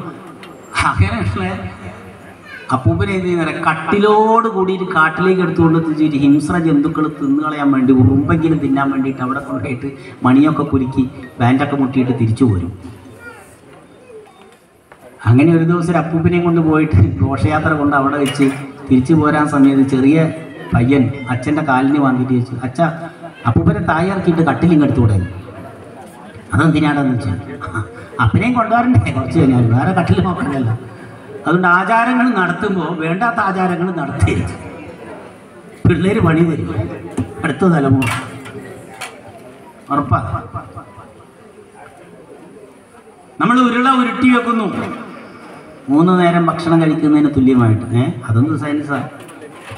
അങ്ങനെ സയൻസ് ഉണ്ടോ? എത്രയാ ഭൂമിയിൽ ഒരു ദിവസം എത്ര മണിക്കൂറുണ്ട്? ചോദ്യമാണോ സാറേ? ഭൂമിയിൽ എത്ര മണിക്കൂറുണ്ട്? എത്ര മണിക്കൂറുണ്ട്? അതും അറിയില്ലേ? 24 മണിക്കൂർ അല്ലേ? 48 76 12 12 മണിക്കൂർ പകലും ഏതാണ്ട് അല്ലേ? 12 മണിക്കൂർ രാത്രിയുമാണ്, ഇരുട്ടുമാണ്. ചന്ദ്രനിലോ? ചന്ദ്രനിൽ എത്ര മണിക്കൂറാണത് ദിവസം? അങ്ങനെ എത്രാം ക്ലാസ്സിലാ? 5-ല്. കുറച്ചും കൂടി കഴിഞ്ഞാൽ പഠിക്കും. ചിലപ്പം പഠിച്ചോളണമെന്നൊന്നുമില്ല കേട്ടോ, ഇതൊക്കെ അല്ലാണ്ട് പഠിച്ചാൽ മതി. സ്കൂളിലെല്ലാം പഠിപ്പിക്കാനൊന്നും പറ്റിയല്ല. ടീച്ചർമാരോട് ചോദിച്ചു കഴിഞ്ഞാൽ പറയും മിണ്ടായിരിക്കണം അവിടെ ഉണ്ട്. ഞാൻ ചോദിച്ചു, ഭൂമിയിലെ ജലം നീരാവിയായി മേൽപോട്ട് ഉയർന്ന് മേഘങ്ങളായി കാറ്റടിക്കുമ്പോൾ തണുത്തുറഞ്ഞ് മഴ പെയ്യുന്നു എന്നൊരു ടീച്ചർ എന്നെ പഠിപ്പിച്ചു. ഞാനിങ്ങനെ ഇരിക്കുക 5-ാം ക്ലാസ്സിൽ. നീ 5-ലാന്നല്ലേ പറഞ്ഞേ? 5-ാം ക്ലാസ്സിൽ. അല്ല ടീച്ചറല്ലേ പറഞ്ഞ കഴിഞ്ഞ ആഴ്ച ഭൂമി സൂര്യനിൽ നിന്ന് പൊട്ടിത്തെറിച്ച് കത്തിജ്വലിക്കുന്ന കോളമായിരുന്നു. അപ്പോൾ കത്തിജ്വലിക്കുന്ന കോളത്തിലെവിടെ വെള്ളം ഭൂമിയിൽ നിന്ന് നീരാവിയായിട്ട് മേലോട്ട് പോകാൻ ചോദിച്ചു. ഞാൻ കണ്ടതാണ്. 35 മിനിറ്റാണ് പോത്തിൻ്റെ പുറം പോലെ ഡസ്റ്റിൻ്റെ പുറത്ത് കയറി കെട്ടി വന്നത്. അതുകൊണ്ടാണ് ജീവിതത്തിൽ എനിക്ക് ബാലൻസ് കിട്ടിയത്. അതുകൊണ്ട് നന്ദിയുണ്ട്. എവിടെയും താഴെ പോവുകയില്ല. സയൻസ് ഭയങ്കരമാണ്. ചിന്തിച്ചുകൊണ്ടേയിരിക്കണം. പഠിച്ചാൽ പോരാ. അധ്യാപകന്റെ ജോലി കിട്ടിക്കഴിഞ്ഞാൽ പിന്നെ പുസ്തകം പോയിട്ട് പേപ്പർ പോലും വായിക്കാത്തവരായിട്ട് അതപ്പത്തിച്ച് പോയിട്ടുണ്ടാവും ചില അധ്യാപകന്മാർ. ശ്രദ്ധിക്കുക. ഒക്കെ പറയുമ്പോൾ കല്ലാനോട് അടുത്തൊക്കെ നല്ല അധ്യാപകരുണ്ട് കേട്ടോ. ഞാനറിയുന്ന നല്ല നല്ല അധ്യാപകരുണ്ട്. കല്ലാനോട് സ്കൂളിലൊക്കെ നേരത്തെ ഉണ്ടായിരുന്നവർ, റിട്ടയർഡ് ആയിട്ടുള്ളവർ, അല്ലേ, നമ്മളെ ആർട്ടിസ്റ്റ് പോൾ കനാട് സാറൊക്കെ പോലുള്ള ആളുകൾ, നല്ല അധ്യാപകർ പല നാട്ടിലും ഉണ്ട്. പക്ഷെ അന്നൊക്കെ അധ്യാപകന്മാരിങ്ങനെ പോകുന്ന കാണുമ്പോൾ അമ്മ പറയും, മക്കളെ അതാ സാറതാ പോകുന്നത്, സമയം 9 മണിയായി കേട്ടോ, ഇന്ന് സാറിനെ നോക്കിയിട്ട് സൂചി നേരെയാക്കിയിട്ടുണ്ടെങ്കിൽ വിവരം അറിഞ്ഞു തെറ്റിപ്പോകും, കൃത്യമായിട്ടേ ഉണ്ടാവില്ല. ഞാൻ പറഞ്ഞു വന്നത് എന്താണ്, എന്നാ പറഞ്ഞു വന്നത്, നിങ്ങളൊന്നും മിണ്ടുന്നില്ല. 72 മണിക്കൂറാണ് ചന്ദ്രനിൽ ഒരു ദിവസം. ഇങ്ങനെ ഓരോ ഗോളങ്ങളിലും നക്ഷത്രങ്ങളിലും മാറി മാറി സൂര്യന്റെ ആതപങ്ങൾ കിട്ടുന്നതനുസരിച്ച്, ആ ചംക്രമണത്തിനനുസരിച്ച് സൂര്യന്റെ വെയിലേക്കുന്നത് പല സമയങ്ങളിലാണ്. അപ്പം അങ്ങനെയാകുമ്പോൾ നാം കാണാത്ത നമ്മുടെ ആത്മന്റെ ദിവസത്തിനെ കുറിച്ച് നമ്മുടെ ശാസ്ത്രം പറയുന്നു, നമ്മൾക്കൊരു വർഷം 365 ദിവസമാണെങ്കിൽ മരണാനന്തരത്തിലുള്ള ആത്മാവിൻ്റെ ദിവസം എന്ന് പറയുന്നത് നമ്മുടെ ഒരു വർഷമാണ്. നമ്മുടെ ഒരു വർഷം എന്ന് പറയുന്നത് 365 ദിവസം അല്ലേ? ഞാൻ പറഞ്ഞു മാറിയില്ലല്ലോ. നമ്മുടെ ഒരു വർഷം എന്ന് പറയുന്നത് 365 ദിവസം. ആത്മൻ്റെ ഒരു ദിവസം എന്ന് പറയുന്നതാണ് നമ്മുടെ ഒരു വർഷം. അതിൻ്റെ കൂടുതൽ ഞാൻ പറയുന്നില്ല. ബ്രഹ്മാവിന് എത്ര വർഷമാണ് ഒരു ദിവസം, ബ്രഹ്മകൽപ്പ സമാധി ഇത്രയാണ്, കൽപ്പാന്ത പ്രളയം ഇത്രയാണ് എന്നൊക്കെ അതിൻ്റെ കണക്കുകൾ കൃത്യമായിട്ട് നമ്മളെ വേദങ്ങളിലുണ്ട്. പഠിച്ചു നോക്കുക. ഇതൊന്ന് ശാസ്ത്രം അന്വേഷിക്കുകയാണ്. നാസ 4 ആളുകളെ സ്പേസിലേക്ക് വിട്ടു. നാസയെ പഠിച്ച് നല്ല യുവതിയുവാക്കന്മാർ കോളേജിലൊക്കെ പഠിക്കുന്നവരുണ്ടെങ്കിൽ എടുത്താൽ കിട്ടും ഞാൻ പറയുന്ന സാധനം. ഇനി എൻ്റെ നമ്പറിൽ വിളിച്ചാൽ കൃത്യമായിട്ട് അതിൻ്റെ സ്ഥലം ഞാൻ പറഞ്ഞുതരാം, എവിടെ പോയാലും നിങ്ങൾക്ക് കിട്ടുന്നത്. 4 പേരെ സ്പേസിലേക്ക് വിട്ടു. വർഷങ്ങൾ കഴിഞ്ഞിട്ട് അവർ തിരിച്ചെത്തുക. അവർക്ക് വയസ്സ് കൂടിയിട്ടേ ഇല്ല, ദിവസങ്ങളെ കൂടിയിട്ടു. നാസ പറഞ്ഞു, ഭൂമിയിൽ മാത്രമാണ് ഇത്രയും പെട്ടെന്ന് വയസ്സ് കൂടുന്നത്. നമുക്ക് പോയിരുന്നു അല്ലേ, നരയ്ക്കൂല. എൻ്റെ നര കണ്ടില്ലേ, മീശ നര. ഇന്നലെ ഞാൻ കണ്ണാടി നോക്കിയപ്പോൾ എൻ്റെ പിരികം നരച്ചിരിക്കുന്നു. എടാ പ്രബോധ, നിന്റെ പുരികം നരച്ചിരിക്കുന്നില്ലോടാവേ, നീ ചാവാനായോ? ജരാ നര കൊര. നര വന്നു, പിന്നെ ജര വന്നു, 3ാമത് കൊര വന്ന തീർന്നു. ചന്ദ്രനിൽ പോവുക, അതിൻ്റെ അപ്പുറത്ത് പോവുക, അതിനും അപ്പുറത്ത് പോവുക, നെപ്റ്റ്യൂണിൽ പോവുക, പ്ലൂട്ടോയിൽ പോവുക, നമ്മൾ കാണാത്ത പല. അവിടെ എത്തുമ്പോൾ നമ്മുടെ ദിവസങ്ങൾ വർദ്ധിക്കുകയും നമ്മുടെ പ്രായം പോവാതിരിക്കുകയും ചെയ്യും. അങ്ങനെയാണെങ്കിൽ ആത്മാവിന് പ്രായം അളക്കാൻ പറ്റും. ഈ സത്യങ്ങൾ അറിയാനാണ് വേദപാഠശാല, മതപാഠശാല ഉണ്ടാവണമെന്നാണ് ശാസ്ത്രീയമായിട്ട് കടന്നു പോവുകയാണ്. വളരെ അത്ഭുതമാണ്. അതുകൊണ്ട് നമ്മൾ ശുദ്ധമായി ക്ഷേത്രത്തിലേക്ക് വരുന്നവരാണെങ്കിൽ നമ്മൾ ആഗ്രഹിക്കുന്ന കാര്യം നടക്കും. നിങ്ങൾ ശുദ്ധിയോടുകൂടി ക്ഷേത്രത്തെ കൊണ്ടുപോയാൽ ഇവിടെയുള്ള പ്രതിഷ്ഠ എന്ന് പറയുന്നത് വിഗ്രഹം വിശേഷേണ ഗ്രഹിക്കാവുന്ന പ്രകർഷേണ തിഷ്ഠതിയായിരിക്കുന്ന നിൽക്കുന്ന ഈ ഒരു കല്ല് സാധാരണ കല്ലല്ല. കേവലം ആയുർവേദത്തിലെങ്കിലും നിങ്ങൾ സഹസ്രയോഗത്തിൽ തപ്പിയാൽ, ആയുർവേദ ഗ്രന്ഥങ്ങളിലൊന്നാണ് സഹസ്രയോഗം. 1000 കല്ലുകളെ കുറിച്ച് പറയുന്നുണ്ട്. ആ 1000 കല്ലുകൾക്കും 1000 ഗുണങ്ങളാണ്. കാവി മൺ കല്ല് മുതൽ അയസ്കാന്തം വരെ നിങ്ങൾ അങ്ങോട്ടും ഇങ്ങോട്ടൊക്കെ എടുത്തു നോക്കുക. ഓരോ ലോഹങ്ങളെ കുറിച്ച് പഠിച്ചു നോക്കുക. ലോഹങ്ങളെ കുറിച്ച് പഠിക്കുന്നുണ്ടല്ലോ സയൻസ്, ഫിസിക്സിലും കെമിസ്ട്രിയിലും ഒക്കെ. ഓരോന്നിനും വ്യത്യസ്ത സ്വഭാവങ്ങളാണ്. ഒരു ഉദാഹരണം പറയാം. 8, 9, 10 പഠിക്കുന്നവരുടെ കൈവക്ക്. നിന്നെ ഞാൻ വെറുതെ വിടൂല്ല കേട്ടോ. 8, 9, 10 പഠിക്കുന്നവരുണ്ടോ? കെമിസ്ട്രി ഐസോമറുകളെ കുറിച്ച് പഠിക്കുന്നുണ്ടോ? ഉണ്ട്. ആ, ശരിക്കും പഠിച്ചോ? കാർബണിക സംയുക്തങ്ങളാണ് ഐസോമറുകൾ. ഞാൻ ശാസ്ത്രജ്ഞനല്ല, ശാസ്ത്രബോധം കുറഞ്ഞ ആളാണ്. തെറ്റുണ്ടായി ക്ഷമിക്കുക. കാർബണിക സംയുക്തങ്ങളായ ഐസോട്ടോപ്പുകളെ കുറിച്ചും ഐസോമറുകളെ കുറിച്ചും ഒക്കെ ഹൈസ്കൂൾ ക്ലാസ്സുകളിൽ പഠിപ്പിക്കുന്നുണ്ട്. ഒരു പഞ്ചസാര തരി എടുത്തിട്ട് നേർപ്പിച്ച സൾഫ്യൂരിക് ആസിഡിൽ ഇട്ട് കഴിഞ്ഞാൽ, ഞാൻ 9ാം ക്ലാസ് പഠിച്ചാട്ടോ, ഇപ്പം പഠിക്കാണ്ടോന്ന് എനിക്കറിയില്ല. ഒരു പഞ്ചസാര തരി എടുത്ത് നേർപ്പിച്ച സൾഫ്യൂരിക് ആസിഡിൽ ഇട്ട് കഴിഞ്ഞാൽ അത് അലിഞ്ഞിട്ട് ഫ്രക്ടോസും ഗ്ലൂക്കോസുമായിട്ട് മാറും. Am I correct? ആണ് മക്കളെ? അല്ലേ? അതെ. അങ്ങനെയുള്ള ഫ്രക്ടോസിന്റെയും ഗ്ലൂക്കോസിന്റെയും ഉള്ളിലടങ്ങിയിരിക്കുന്ന തന്മാത്രകൾ എന്ന് പറയുന്നത് കാർബണും ഹൈഡ്രജനും ഓക്സിജനുമാണ്. കാർബൺ എത്ര? ഹൈഡ്രജൻ എത്ര? ഓക്സിജൻ എത്ര? ഈ മാഷയും കൊണ്ട് തൊലഞ്ഞു. 24 ഉണ്ടായിരുന്നതിനെ 12 6 മാറ്റി. രണ്ടിലും 12 6, ഇതിലും 12 6 ആയി മാറി. പക്ഷേ ഫ്രക്ടോസിന്റെ സ്വഭാവം വേറെയാണ്, ഗ്ലൂക്കോസിന്റെ സ്വഭാവം വേറെയാണ്. ഇതെന്തുകൊണ്ട് എന്ന് ശാസ്ത്രം അന്വേഷിച്ചു പോയപ്പോൾ, അത് 9ാം ക്ലാസ്സിൽ അന്വേഷിച്ചിട്ടില്ല കേട്ടോ, അതൊക്കെ MSc-ക്കൊക്കെയാണ് അന്വേഷിക്കുന്നത്. ഞാൻ അങ്ങോട്ട് പോയിട്ടുമില്ല. 10ാം ക്ലാസ് കഴിഞ്ഞപ്പം വെറുതെ 5 കൊല്ലം നടന്ന ആളാണ് ഞാൻ. വെറുതെ നടന്നതാണ്. ഇന്നും പല യൂണിവേഴ്സിറ്റിയിൽ നിന്ന് വെറുതെ സർട്ടിഫിക്കറ്റ് കൊടുക്കുന്നുണ്ട്. അന്ന് അതും കൊടുക്കുന്നില്ല ഇവിടെ. അങ്ങനെ അന്വേഷിച്ചപ്പോൾ കണ്ടെത്തി, അല്ലേ? യേശുദേവൻ പറയുന്നില്ലേ, അന്വേഷിക്കും കണ്ടെത്തും, മുട്ടും തുറക്കപ്പെടും. അന്വേഷിച്ചു ശാസ്ത്രജ്ഞന്മാർ എങ്ങനെയാണ് ഒരേ ആറ്റമിക സംഖ്യയുള്ള 2 പദാർത്ഥങ്ങളുടെ സ്വഭാവം വ്യത്യാസപ്പെടുന്നത്. ശരിക്കും ചിന്തിച്ചോളൂ. അങ്ങനെ അന്വേഷിച്ചപ്പോൾ പറഞ്ഞത്, ഈ ആറ്റമിക സംഖ്യകൾ തമ്മിൽ ചേർന്നിരിക്കുന്നതിൻ്റെ ഘടന വ്യത്യാസമുണ്ട്. അപ്പോൾ ഇതിൻ്റെ ഘടന എങ്ങനെ വരുന്നു? ഘടന ഇതിൻ്റെ പുറത്തു നിന്ന് എക്സ്റ്റേണലായ ഒരു പവർ ഇതിന് അകത്ത് കയറിയിട്ട് അതിനെ ഘടിപ്പിച്ച് നിർത്തുകയാണ്. What is that external power inside that molecules? എന്തൊന്നാണ് ആ ബാഹ്യമായ ശക്തി ഇതിനകത്ത് കയറിയിട്ട്, തന്മാത്രയ്ക്കകത്ത് കയറിയിട്ട് അവരെ പിടിച്ചു നിർത്തുന്നത്? നമുക്കറിഞ്ഞൂടാ. ശാസ്ത്രത്തിന് അൺനോൺ. ഇന്ന് അന്വേഷിച്ചുകൊണ്ടിരിക്കുകയാണ്. ജനീവയിലെ ജീവകണ പരീക്ഷണത്തിൽ കഴിഞ്ഞ 10-18 വർഷമായിട്ട് അന്വേഷിക്കുകയാണ്, ജീവൻ എന്ന് പറയുന്നത് എന്താണ്, ആ ജീവൻ എങ്ങനെ ഒരു ജീവിയായി മാറുന്നു, എങ്ങനെ രൂപം സ്വീകരിക്കുന്നു, മരിച്ചു കഴിഞ്ഞാൽ അതെങ്ങോട്ട് പോകുന്നു. അണ്ണോൺ.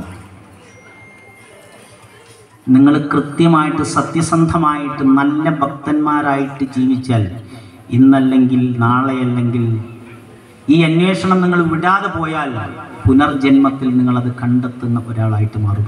അങ്ങനെയാണല്ലോ ഈ ബൾബൊക്കെ കണ്ടുപിടിച്ചത്. നമ്മുടെ വീട്ടിലെങ്ങാന് ബൾബ് കണ്ടുപിടിച്ചാരാ മോനെ? എൻ്റെ പേര് ജിദേവ് നാരായണൻ. നല്ല പേരാണല്ലോ അല്ലേ? നാരായണൻ. നാരായണൻ എന്ന് പറഞ്ഞാൽ 2 അർത്ഥമാണ്. ഒന്ന്, വെള്ളത്തിൽ യാത്ര തുടങ്ങിയവൻ. നാരെന്ന് പറഞ്ഞാൽ വെള്ളം, അയനെന്ന് പറഞ്ഞാൽ യാത്ര. വെള്ളത്തിൽ യാത്ര തുടങ്ങിയവനാണ്. നമ്മളിവിടെ ബിവറേജ് കിട്ടുന്ന വെള്ളമല്ല കേട്ടോ. മറ്റൊന്ന്, ഈശ്വരനിലേക്ക് പോയിക്കൊണ്ടിരിക്കുന്നവൻ എന്ന് പറഞ്ഞാൽ ഈശ്വരൻ തന്നെയാവാൻ വളർന്നുകൊണ്ടിരിക്കുന്നവൻ. ഞാൻ പറഞ്ഞത്, ആരാണ് ബൾബ് കണ്ടുപിടിച്ചത്? ഉണ്ട ബൾബ് കണ്ടുപിടിച്ചത് ആരാണ്? തോമസ് അൽവ എഡിസൺ അല്ലേ? തോമസ് അൽവ എഡിസൺ ബൾബ് കണ്ടുപിടിച്ചത് 108 പരീക്ഷണങ്ങൾ നടത്തി വിജയിച്ചിട്ടാണ്. നമ്മളെ വീട്ടിലൊരു തോമസ് അൽവ എഡിസനെ പോലെ ഒരു പയ്യനിരുന്നിട്ട് ഞാൻ ബൾബ് കണ്ടുപിടിക്കട്ടെ, കത്തുവ നോക്കട്ടെ എന്ന് പറഞ്ഞാൽ അവൻ്റെ വെളിച്ചം നമ്മൾ തല്ലി കെട്ടി ചവിട്ടി കൂട്ടും അല്ലേ? ചക്കന് ഭ്രാന്താന്ന് പറഞ്ഞിട്ട് കോൺസെൻട്രേറ്റഡ് ആയിട്ട് ഇത് കിട്ടും. ശരിയാണോ? ഒരടി അടിച്ചാൽ ചിലപ്പോൾ ഈ ചില്ല് പൊട്ടിയലായിരിക്കും എൻ്റെ കൈ കൊണ്ട്. 2 അടി അടിച്ചാൽ ചിലപ്പം പൊട്ടും. 2ാമത്തെ അടി എനിക്ക് ആദ്യം അടിക്കാൻ പറ്റുമോ? ഒരു കല്ല് കൂടം വെച്ചിട്ട്, കൂടം എന്നല്ലേ പറയാ, ചുറ്റിക, വലിയ വേട്ടി, തമര് അല്ലേ, അടിച്ചടിച്ച് 18ാമത്തെ അടിക്കായിരിക്കും കല്ല് നെട്ടിക്ക് അങ്ങ് പൊട്ടുവിട്ടെ. ഈ 18ാമത്തെ അടി നമുക്ക് ആദ്യം അടിക്കാൻ പറ്റുമോ? അടിച്ചുകൊണ്ടേയിരിക്കുക, കോൺസെൻട്രേറ്റഡ് ആയിട്ട് അടിക്കുക.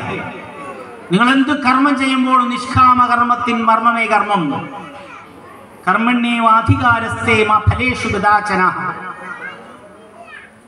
ഭഗവാൻ അർജുനനോട് പറയുന്നതാണ് ഗീതയിൽ, കർമ്മണ്യേ വാധികാരസ്ഥേ, നിങ്ങൾ കർമ്മം ചെയ്യുക, അതിനാണ് നിങ്ങൾ അധികാരിയാകുന്നത്. മാ ഫലേഷു, ഫലം ചിന്തിക്കുക പോലും ചെയ്യണം, പക്ഷെ നിങ്ങൾ ആഗ്രഹിച്ച് നടക്കുക. അങ്ങനെ ക്ഷേത്രത്തിൽ വരാനാണ് ഞാൻ പറയുന്നത്, ശുദ്ധിയോടെ വരണം. മരണാനന്തരത്തിൽ ഈ ആത്മൻ അവൻ അനുഷ്ഠിച്ച കർമ്മത്തിന് അനുസരിച്ച്, ഞാനാണെങ്കിൽ ഞാൻ ഈ ജന്മത്തിൽ ചെയ്തതെന്താണോ അതിൻ്റെ ബാക്കി എഴുതാൻ വേണ്ടി അടുത്ത പേജ് മറക്കും. ഒരു പേജ് തീർന്നാൽ അടുത്ത പേജ് എടുക്കും. ആശയം തീർന്നില്ലെങ്കിൽ നമ്മളൊരു കത്ത് എഴുതി പിന്നെ ചേട്ടനോടൊരു കാര്യം പറയണേ പുറത്ത് എഴുതുക. അത് മനസ്സിലാക്കിയില്ലേ കുടുങ്ങിപ്പോകണ്ട്, മാഷുകളാകുന്നത് പോലെ ഉണ്ടാവും. സാർമാരാരെയും ക്ഷമിക്കുക. ക്ലാസ്സിൽ വന്നിട്ട് പിള്ളേരോട് പുസ്തകം മലയാളത്തിൽ എവിടെയാണ് നിർത്തിയ എന്നൊക്കെ ചോദിച്ചു. അപ്പം പറഞ്ഞു, സാറേ അരണ കടിച്ച ഉടനെ മരണം എന്നാണ് നിർത്തിയിരിക്കുന്നത്. ഏതാ പേജ് എടുത്ത 33 അല്ലേ? അപ്പോൾ നമ്മൾ പറഞ്ഞെന്താണ്, അരണ കടിച്ചാൽ ഉടനെ മരണം. 34ാമത്തെ പേജ് എടുത്തപ്പോൾ എന്ന വിശ്വാസം തെറ്റാണ് അതിനകത്തുള്ളത്. ഫുൾ സ്റ്റോപ്പില്ലായിരുന്നു, നോക്കിയില്ല. അതിനാണ് ടീച്ചിങ് നോട്ട് എഴുതേണ്ടത് കേട്ടോ. ടീച്ചിങ് നോട്ടിന് ചീറ്റിംഗ് നോട്ട് എന്നാണ് പറയാം. അപ്പോൾ HM-നെ പറ്റിക്കാനുള്ള നോട്ട് എന്തെങ്കിലുമൊക്കെ എഴുതി വെക്കും. HM ആണെങ്കിൽ തിരിച്ചു കൊടുത്തേക്കും അല്ലേ? മക്കളും അങ്ങനെയല്ലേ, ഇമ്പോസിഷനൊക്കെ കൊണ്ടു തന്നു കഴിഞ്ഞാൽ ടീച്ചർ നോക്കുകയൊന്നുമില്ല. ഒരു വീട്ടിൽ പോയപ്പോൾ ഒരു കൊച്ചിങ്ങനെ പുസ്തകം ഇങ്ങനെ വെച്ചിരുന്നു. ഞാനൊരു പുസ്തകം എടുത്ത് ഞാൻ വേഗം എടുത്തു. എന്താന്ന് ഒന്നുമില്ല, അത് ഇമ്പോസിഷനാന്ന് പറഞ്ഞു. എന്താ കുഴപ്പം, ഞാൻ നോക്കട്ടെ. ഞാൻ അങ്ങനെ പേജൊക്കെ പറയാം, എനിക്കൊരു സംശയം. പേജൊക്കെ മറിച്ച് നോക്കിയപ്പോൾ ഒന്നിൻ്റെ അകത്ത് സാഗരങ്ങളെ പാടി പാടി എന്താ പാട്ടാണ് ഇമ്പോസിഷൻ? ടീച്ചറെ പറ്റിക്കാനാണ്. ടീച്ചർ പേജ് ഇങ്ങനെ മറക്കും ശരിയിടും, പേജ് മറക്കും ശരിയിടും, പേജ് മറക്കും ശരിയിടും. ഞങ്ങൾ എന്തു എഴുതി? ടീച്ചർ വായിച്ചു നോക്കിയാലോ. നല്ല കുട്ടികൾ 1000 പ്രാവശ്യം ഇമ്പോസിഷൻ എഴുതാൻ പറഞ്ഞു. എഴുതി വരാറാ, ഞാൻ എഴുതി കൊണ്ടുപോകാം.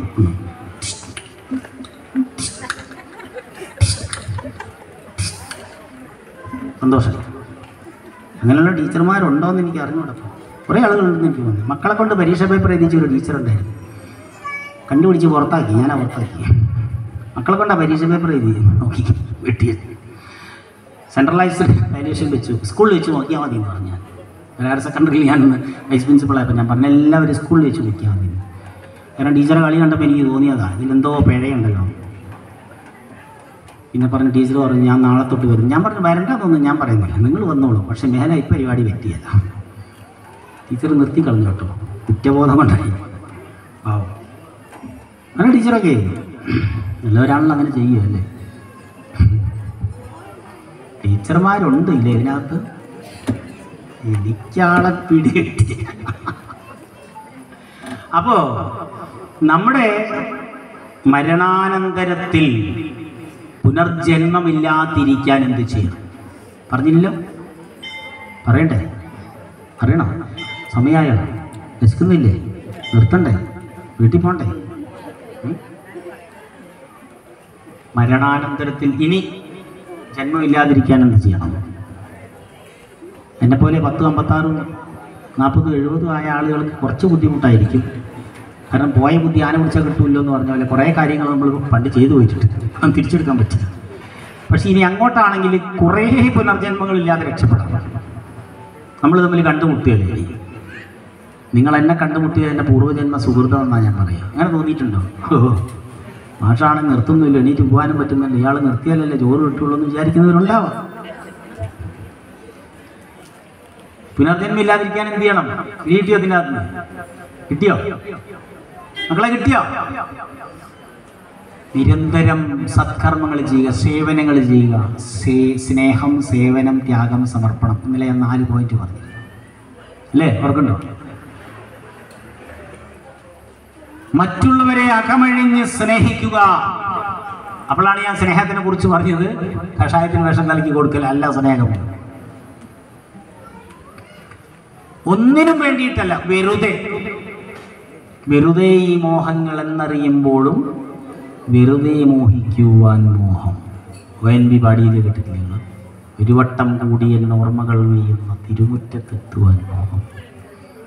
നമ്മൾ അമ്മയെ സ്നേഹിക്കുന്നത് വെറുതെ ആവണം, അച്ഛനെ സ്നേഹിക്കുന്നത് വെറുതെ ആവണം, മക്കളെ സ്നേഹിക്കുന്നത് വെറുതെ ആവണം. അങ്ങനെയല്ലേ ആവേണ്ടത്? അങ്ങനെയാണോ? മാവാരേ പത്യുകാമായ പതിപ്രിയോ ഭവതി ആത്മനസ്തുകാമായ സർവം പ്രിയം ഭവതി. നിങ്ങളിതൊക്കെ മറന്നുപോകുമോ? ഞാൻ ഇവിടുന്ന് പറഞ്ഞിട്ട് എല്ലാ കാര്യമുണ്ട്. യാജ്ഞവൽക്യൻ എന്ന് പറയുന്ന പ്രകാണ്ഡ പണ്ഡിതനായിരുന്ന ജനകന്റെ കൊട്ടാരത്തിലെ സദസ്യനായിരുന്ന അത്യുജ്വല വാഗ്മിയായിരുന്ന ആ മഹാപുരുഷൻ, അതറിയണമെങ്കിൽ പ്ലാറ്റോനോട് ചോദിച്ചാൽ മതി. ഗ്രീക്കിലെ തത്വജ്ഞാനിയായിരുന്നു, സോക്രട്ടീസിന്റെ ശിഷ്യനായ, അരിസ്റ്റോട്ടിലിന്റെയും ഗുരുവായിട്ട് അരിസ്റ്റോട്ടിലിനോടൊപ്പം സോക്രട്ടീസിന്റെ പാദാന്തികത്തിലിരുന്ന് പഠിച്ചിറങ്ങിയ പ്ലാറ്റോ, റിപ്പബ്ലിക് എന്നും ലോസ് എന്നും തുടങ്ങിയിട്ടുള്ള മഹത്തായ ഗ്രന്ഥങ്ങൾ എഴുതിയിട്ടുള്ള പ്ലാറ്റോ. 2 മഹത് ഗ്രന്ഥങ്ങളാണ് പ്ലാറ്റോ എഴുതുന്നത്, വേറെ. ആ പ്ലാറ്റോ പോലും യാജ്ഞവൽക്യനെ കുറിച്ച് പഠിച്ചിട്ട് പറയാണ്, ഹോ ടവറിംഗ് ഇന്റലക്ച്വൽസ് ഓഫ് യാജ്ഞവൽക്യ. ഈ ഒരു ഏതോ ഉത്തുംഗതയിൽ നിന്ന് ചാടി വരുന്ന വെള്ളച്ചാട്ടം പോലെയുള്ള ആ ബുദ്ധി ശക്തിക്ക് അടിയിൽ എനിക്ക് പിടിച്ചു നിൽക്കാൻ പറ്റില്ല. ആ യാജ്ഞവൽക്യന്റെ ബുദ്ധി അത്ര ഭയങ്കരമായ ബുദ്ധിയാണ്. ബുദ്ധി വേണോ മോനെ? ബുദ്ധി വേണോ? ഇന്നലെ വന്നിരുന്നോ? അതല്ലേ പറ്റി. ഇനി ഞാൻ വരുമ്പോ വന്നോളണം കേട്ടോ. കുറച്ച ബുദ്ധി ഞാൻ തരാം. നമ്മളെപ്പോഴും ഉണരണം, എങ്ങനെ ഉറങ്ങണം, എന്ത് ഭക്ഷണം കഴിക്കണം, എങ്ങനെയാണെങ്കിൽ ഓർമ്മശക്തി നിൽക്കും, എങ്ങനെയാണ് വിചാരിച്ച സമയത്ത് ഉണരാം, വിചാരിച്ച സമയത്ത് ഉറങ്ങാം, വിചാരിച്ച കാര്യം നടക്കും എന്നൊക്കെ ഞാൻ ഇന്നലെ ചില സൂചനകൾ കൊടുത്തിരുന്നു. നിങ്ങൾ വിളിച്ചോളൂ, പറഞ്ഞുതരാം ഞാൻ കേട്ടോ. ഞാനിന്ന് നിർത്തുമ്പോൾ നമ്പർ പറഞ്ഞുതരാം. ആ യാജ്ഞവൽക്യന്റെ ഭാര്യയായിരുന്നു ഗാർഗി എന്ന് പറയുന്ന സ്ത്രീ. ഗാർഗി ബ്രഹ്മവാദിനി, ഉപനിഷത്ത് ദേവി എന്നൊക്കെ പേരുണ്ട്.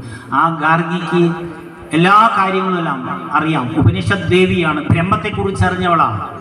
ഇതുപോലെ വേദികളിൽ വന്ന് വേദം പറയുന്ന സ്ഥലത്തിനെയാണ് വേദി എന്ന് പറയുന്നത്.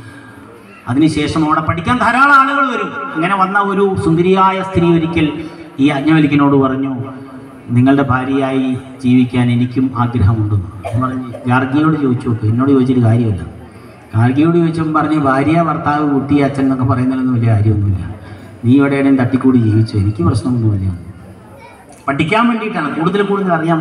പക്ഷെ കുറച്ചു കാലം കഴിഞ്ഞപ്പോൾ ഈ യാജ്ഞവൽക്യൻ ബ്രഹ്മചര്യാശ്രമം കഴിഞ്ഞിട്ടാണല്ലോ ഗാർഹസ്ഥ്യത്തിലേക്ക് വരുന്നത്. ചതുരാശ്രമങ്ങൾ ഓർത്തിരുന്നുള്ളൂ: ബ്രഹ്മചര്യം, ഗാർഹസ്ഥ്യം, വാനപ്രസ്ഥം, സന്യാസം. ബ്രഹ്മചര്യം കഴിഞ്ഞ് ഗാർഹസ്ഥ്യത്തിലേക്ക് വന്ന യാജ്ഞവൽക്യൻ അങ്ങനെ ഭാര്യയും മക്കളും ഒക്കെ ആയി ജീവിച്ച് കുറച്ചു കാലം കഴിഞ്ഞപ്പോൾ വാനപ്രസ്ഥത്തിലേക്ക് പോവാണ്. അപ്പോൾ ഗാർഗിക്ക് ദുഃഖമില്ല. ആർക്ക് ദുഃഖമുണ്ടായി? ഈ രണ്ടാമത് വന്ന ഭാര്യയല്ലേ, മൈത്രേയിക്ക് ദുഃഖമുണ്ടായി. മൈത്രേയി കരഞ്ഞപ്പോൾ യാജ്ഞവൽക്യൻ പറയാണ്, മാവാരേ പത്യുകാമായ പതിപ്രിയോ ഭവതി. ഒരു ഭർത്താവിനെ സ്നേഹിക്കുന്ന സ്ത്രീ സത്യത്തിൽ അവൾ ഭർത്താവിനെ അല്ല സ്നേഹിക്കുന്നത്, അവൾ അവളെ തന്നെ സ്നേഹിക്കുകയാണ്. നിങ്ങൾക്ക് മറ്റുള്ളവരോട് സ്നേഹമുണ്ട് എന്ന് നിങ്ങൾ പറയുമ്പോൾ യഥാർത്ഥത്തിൽ നിങ്ങൾ നിങ്ങളോട് സ്നേഹമുള്ളവരാണ്, മറ്റുള്ളവരെ അല്ല നിങ്ങൾ സ്നേഹിക്കുന്നത്. ശരിയാണോ എന്നറിയണമെങ്കിൽ നിങ്ങൾ പോയിരുന്നിട്ട് ആലോചിക്കുക, മലർന്ന് കിടന്ന് ആലോചിക്കുക. മാഷ് പറഞ്ഞ് ശരിയാണ്. ആത്മനസ്തുകാമായ സർവം പ്രിയം ഭവതി. അതിൻ്റെ അർത്ഥം കിട്ടിയാൽ നിങ്ങൾക്ക് പിടികിട്ടും. നിങ്ങൾ എന്തിനെ സ്നേഹിച്ചിട്ടുണ്ടോ അതിനൊക്കെ കാരണം നിങ്ങളെ സ്നേഹിക്കുന്നു എന്ന് പറയുന്ന സംഗതികൾ നിങ്ങൾക്ക് ഇഷ്ടപ്പെട്ടതും നിങ്ങളുടെ തൃപ്തികൾക്ക് അനുഗുണമാവുന്നതും നിങ്ങളെ സംതൃപ്തിപ്പെടുത്തുന്നതുമായ സമയങ്ങളിലും സംതൃപ്തിപ്പെടുത്തിയപ്പോഴും മാത്രമേ നിങ്ങൾക്ക് അതിനോട് ഇഷ്ടമുണ്ടായിരുന്നുള്ളൂ. അല്ലാത്തപ്പോൾ ഇഷ്ടമില്ലല്ലോ. ശരിയാണോ ഞാൻ പറയുന്നത്? മനസ്സിലാവുന്നുണ്ടോ? നിങ്ങൾക്കൊരു മാങ്ങ തിന്നുകൊണ്ടിരിക്കുമ്പോഴല്ലേ എന്തൊരു മധുരം എന്ന് പറയുന്നത്. പിന്നെ എന്തെങ്കിലും ആ മാങ്ങയോ മാങ്ങേൻ്റെ അണ്ടീനെ അതിൻ്റെ തോലിനെ കുറിച്ചോ ചിന്തിച്ചിട്ടുണ്ടോ? നമ്മളെ കിട്ടൂല. നമ്മൾ ഞണ്ണിക്കൊണ്ടിരിക്കുമ്പോൾ പറയും എന്തൊരു രുചിയല്ലേ പായസത്തിന്. അമ്പലത്തില് 10 കൊല്ലം കഴിഞ്ഞ് നമ്മളന്ന് പോയപ്പോൾ പായസം കിട്ടിയോ? നമ്മൾ കഴിച്ചു, കഴിച്ചിട്ടില്ലെന്നേ. ആ തിന്നുമ്പോൾ മാത്രമേ ഓർമ്മയുള്ളൂ. നമ്മളുടെ രുചികളെ തൃപ്തിപ്പെടുത്തുമ്പോൾ മാത്രം നമുക്കതിനോട് ഇഷ്ടമുണ്ട്, നല്ലത് എന്ന് പറയുന്നു. തൃപ്തിപ്പെടുത്തായ്മകൾ എപ്പോഴാണോ ഉള്ളത് അപ്പോൾ നമുക്കതിനെ അറിയുക പോലുമില്ല. ഇത്രയേ ഉള്ളൂ ബന്ധം മക്കളെ. ഒരു സന്ദർഭം കൂടെ പറയാം. സ്വാമി അങ്ങനെ കടന്നു പോകുമ്പോട്ടെ, എൻ്റെ ശബ്ദമാണായിട്ട് പോവുകയില്ല. 4000 ക്ഷേത്രങ്ങളിൽ പോകുമ്പോൾ ഞാൻ ആകെ പ്രാർത്ഥിക്കുന്നത് ഒരു ദേവിയുണ്ട്. ഏതാണെന്ന് അതിൻ്റെ മൂലമന്ത്രമൊന്നും ഞാൻ പറയുന്നില്ല. ഒന്നും മുടങ്ങരുതേന്ന് വിചാരിക്കും. ഒരു പ്രഭാഷണവും മുടങ്ങിയിട്ട്, പ്രഭാഷണം ഇല്ലാത്ത ദിവസം കാണാൻ എനിക്ക് ജലദോഷം വരും. എന്നിട്ട് എന്നോട് പറയും ഇന്ന് സ്വസ്ഥമായിട്ട് കിടന്നോ, നാളെ പ്രഭാഷണമുള്ളല്ലേ എന്ന് പറയും. പിറ്റേന്ന് ആ ജലദോഷം പോവുകയും ചെയ്യും. ആ ഖസാക്കിന്റെ ഇതിഹാസത്തിൽ വിജയൻ ഒരിക്കൽ പറയുകയുണ്ടായി, പ്രപഞ്ചത്തിലെ 2 ബിന്ദുക്കൾ നടക്കാനിറങ്ങി. ഖസാക്കിന്റെ ഇതിഹാസം വായിച്ചോട് പഠിക്കുന്ന കുട്ടികൾ കേട്ടോ, അമ്മമാർക്ക് നല്ല നോവലാണ്. പ്രപഞ്ചത്തിലെ 2 ബിന്ദുക്കൾ നടക്കാനിറങ്ങി. മൂത്തവൾ അനുജത്തിയോട് പറഞ്ഞു, അനുജത്തി നീ എന്നെ മറക്കും. ഇത് കർമ്മ പരമ്പരയുടെ സ്നേഹരഹിതമായ യാത്രയാണ്. ഇതിൽ അകൽച്ചയും ദുഃഖവും മാത്രമേ ഉള്ളൂ. ഒ.വി. വിജയന്റെ വാക്കുകളാണ്. ഇത് കർമ്മ പരമ്പരയുടെ സ്നേഹരഹിതമായ യാത്രയാണ്. ഇതിൽ അകൽച്ചയും ദുഃഖവും മാത്രമേ ഉള്ളൂ. നമ്മളൊക്കെ അമ്മ, അച്ഛൻ, മക്കൾ എന്നൊക്കെ പറഞ്ഞിങ്ങനെ സ്നേഹമുണ്ടെന്ന് പറഞ്ഞ് നടക്കില്ലേ? അനുജത്തി നീ എന്നെ മറക്കും. ഇത് കർമ്മ പരമ്പരയുടെ സ്നേഹരഹിതമായ യാത്രയാണ്. കർമ്മങ്ങളിൽ നിന്ന് കർമ്മങ്ങളിലേക്ക് ഇങ്ങനെ പോവും. സ്നേഹരഹിതമാണ്. ഇതിലൊന്നും സ്നേഹം എന്ന് പറയുന്ന സാധനമൊന്നുമില്ല. വെറുതെ വെച്ച് കെട്ടി റേപ്പറാണ് ഇതൊക്കെ. ഇതിൽ അകൽച്ചയും ദുഃഖവും മാത്രമേ ഉള്ളൂ. അനുജത്തി പറഞ്ഞു, ഇല്ല ചേച്ചി, ഞാൻ മറക്കില്ല എന്ന് പറഞ്ഞു. അത്രയും സ്നേഹമല്ലേ ചേച്ചി? ചേച്ചി കടന്നുപോയി. ആ പ്രപഞ്ചത്തിൽ ഒരു ബിന്ദു കഴിഞ്ഞു. ഒരു ബിന്ദു മരിച്ചു. അത് വേറെയായി മാറി. കാലങ്ങൾ കഴിഞ്ഞു. ചതലിയുടെ താഴ്വരയിൽ പൂവിരുക്കാൻ ചെന്ന ആ സുന്ദരിക്കുട്ടി അശോകത്തിൻ്റെ ഞെട്ടൊടിച്ചപ്പോൾ ആ അശോകം അവളോട് പറഞ്ഞു, അനുജത്തി നീ എന്നെ മറന്നു. ഈ ചേച്ചി ഒരു പൂമരമായി മാറിയിരുന്നു.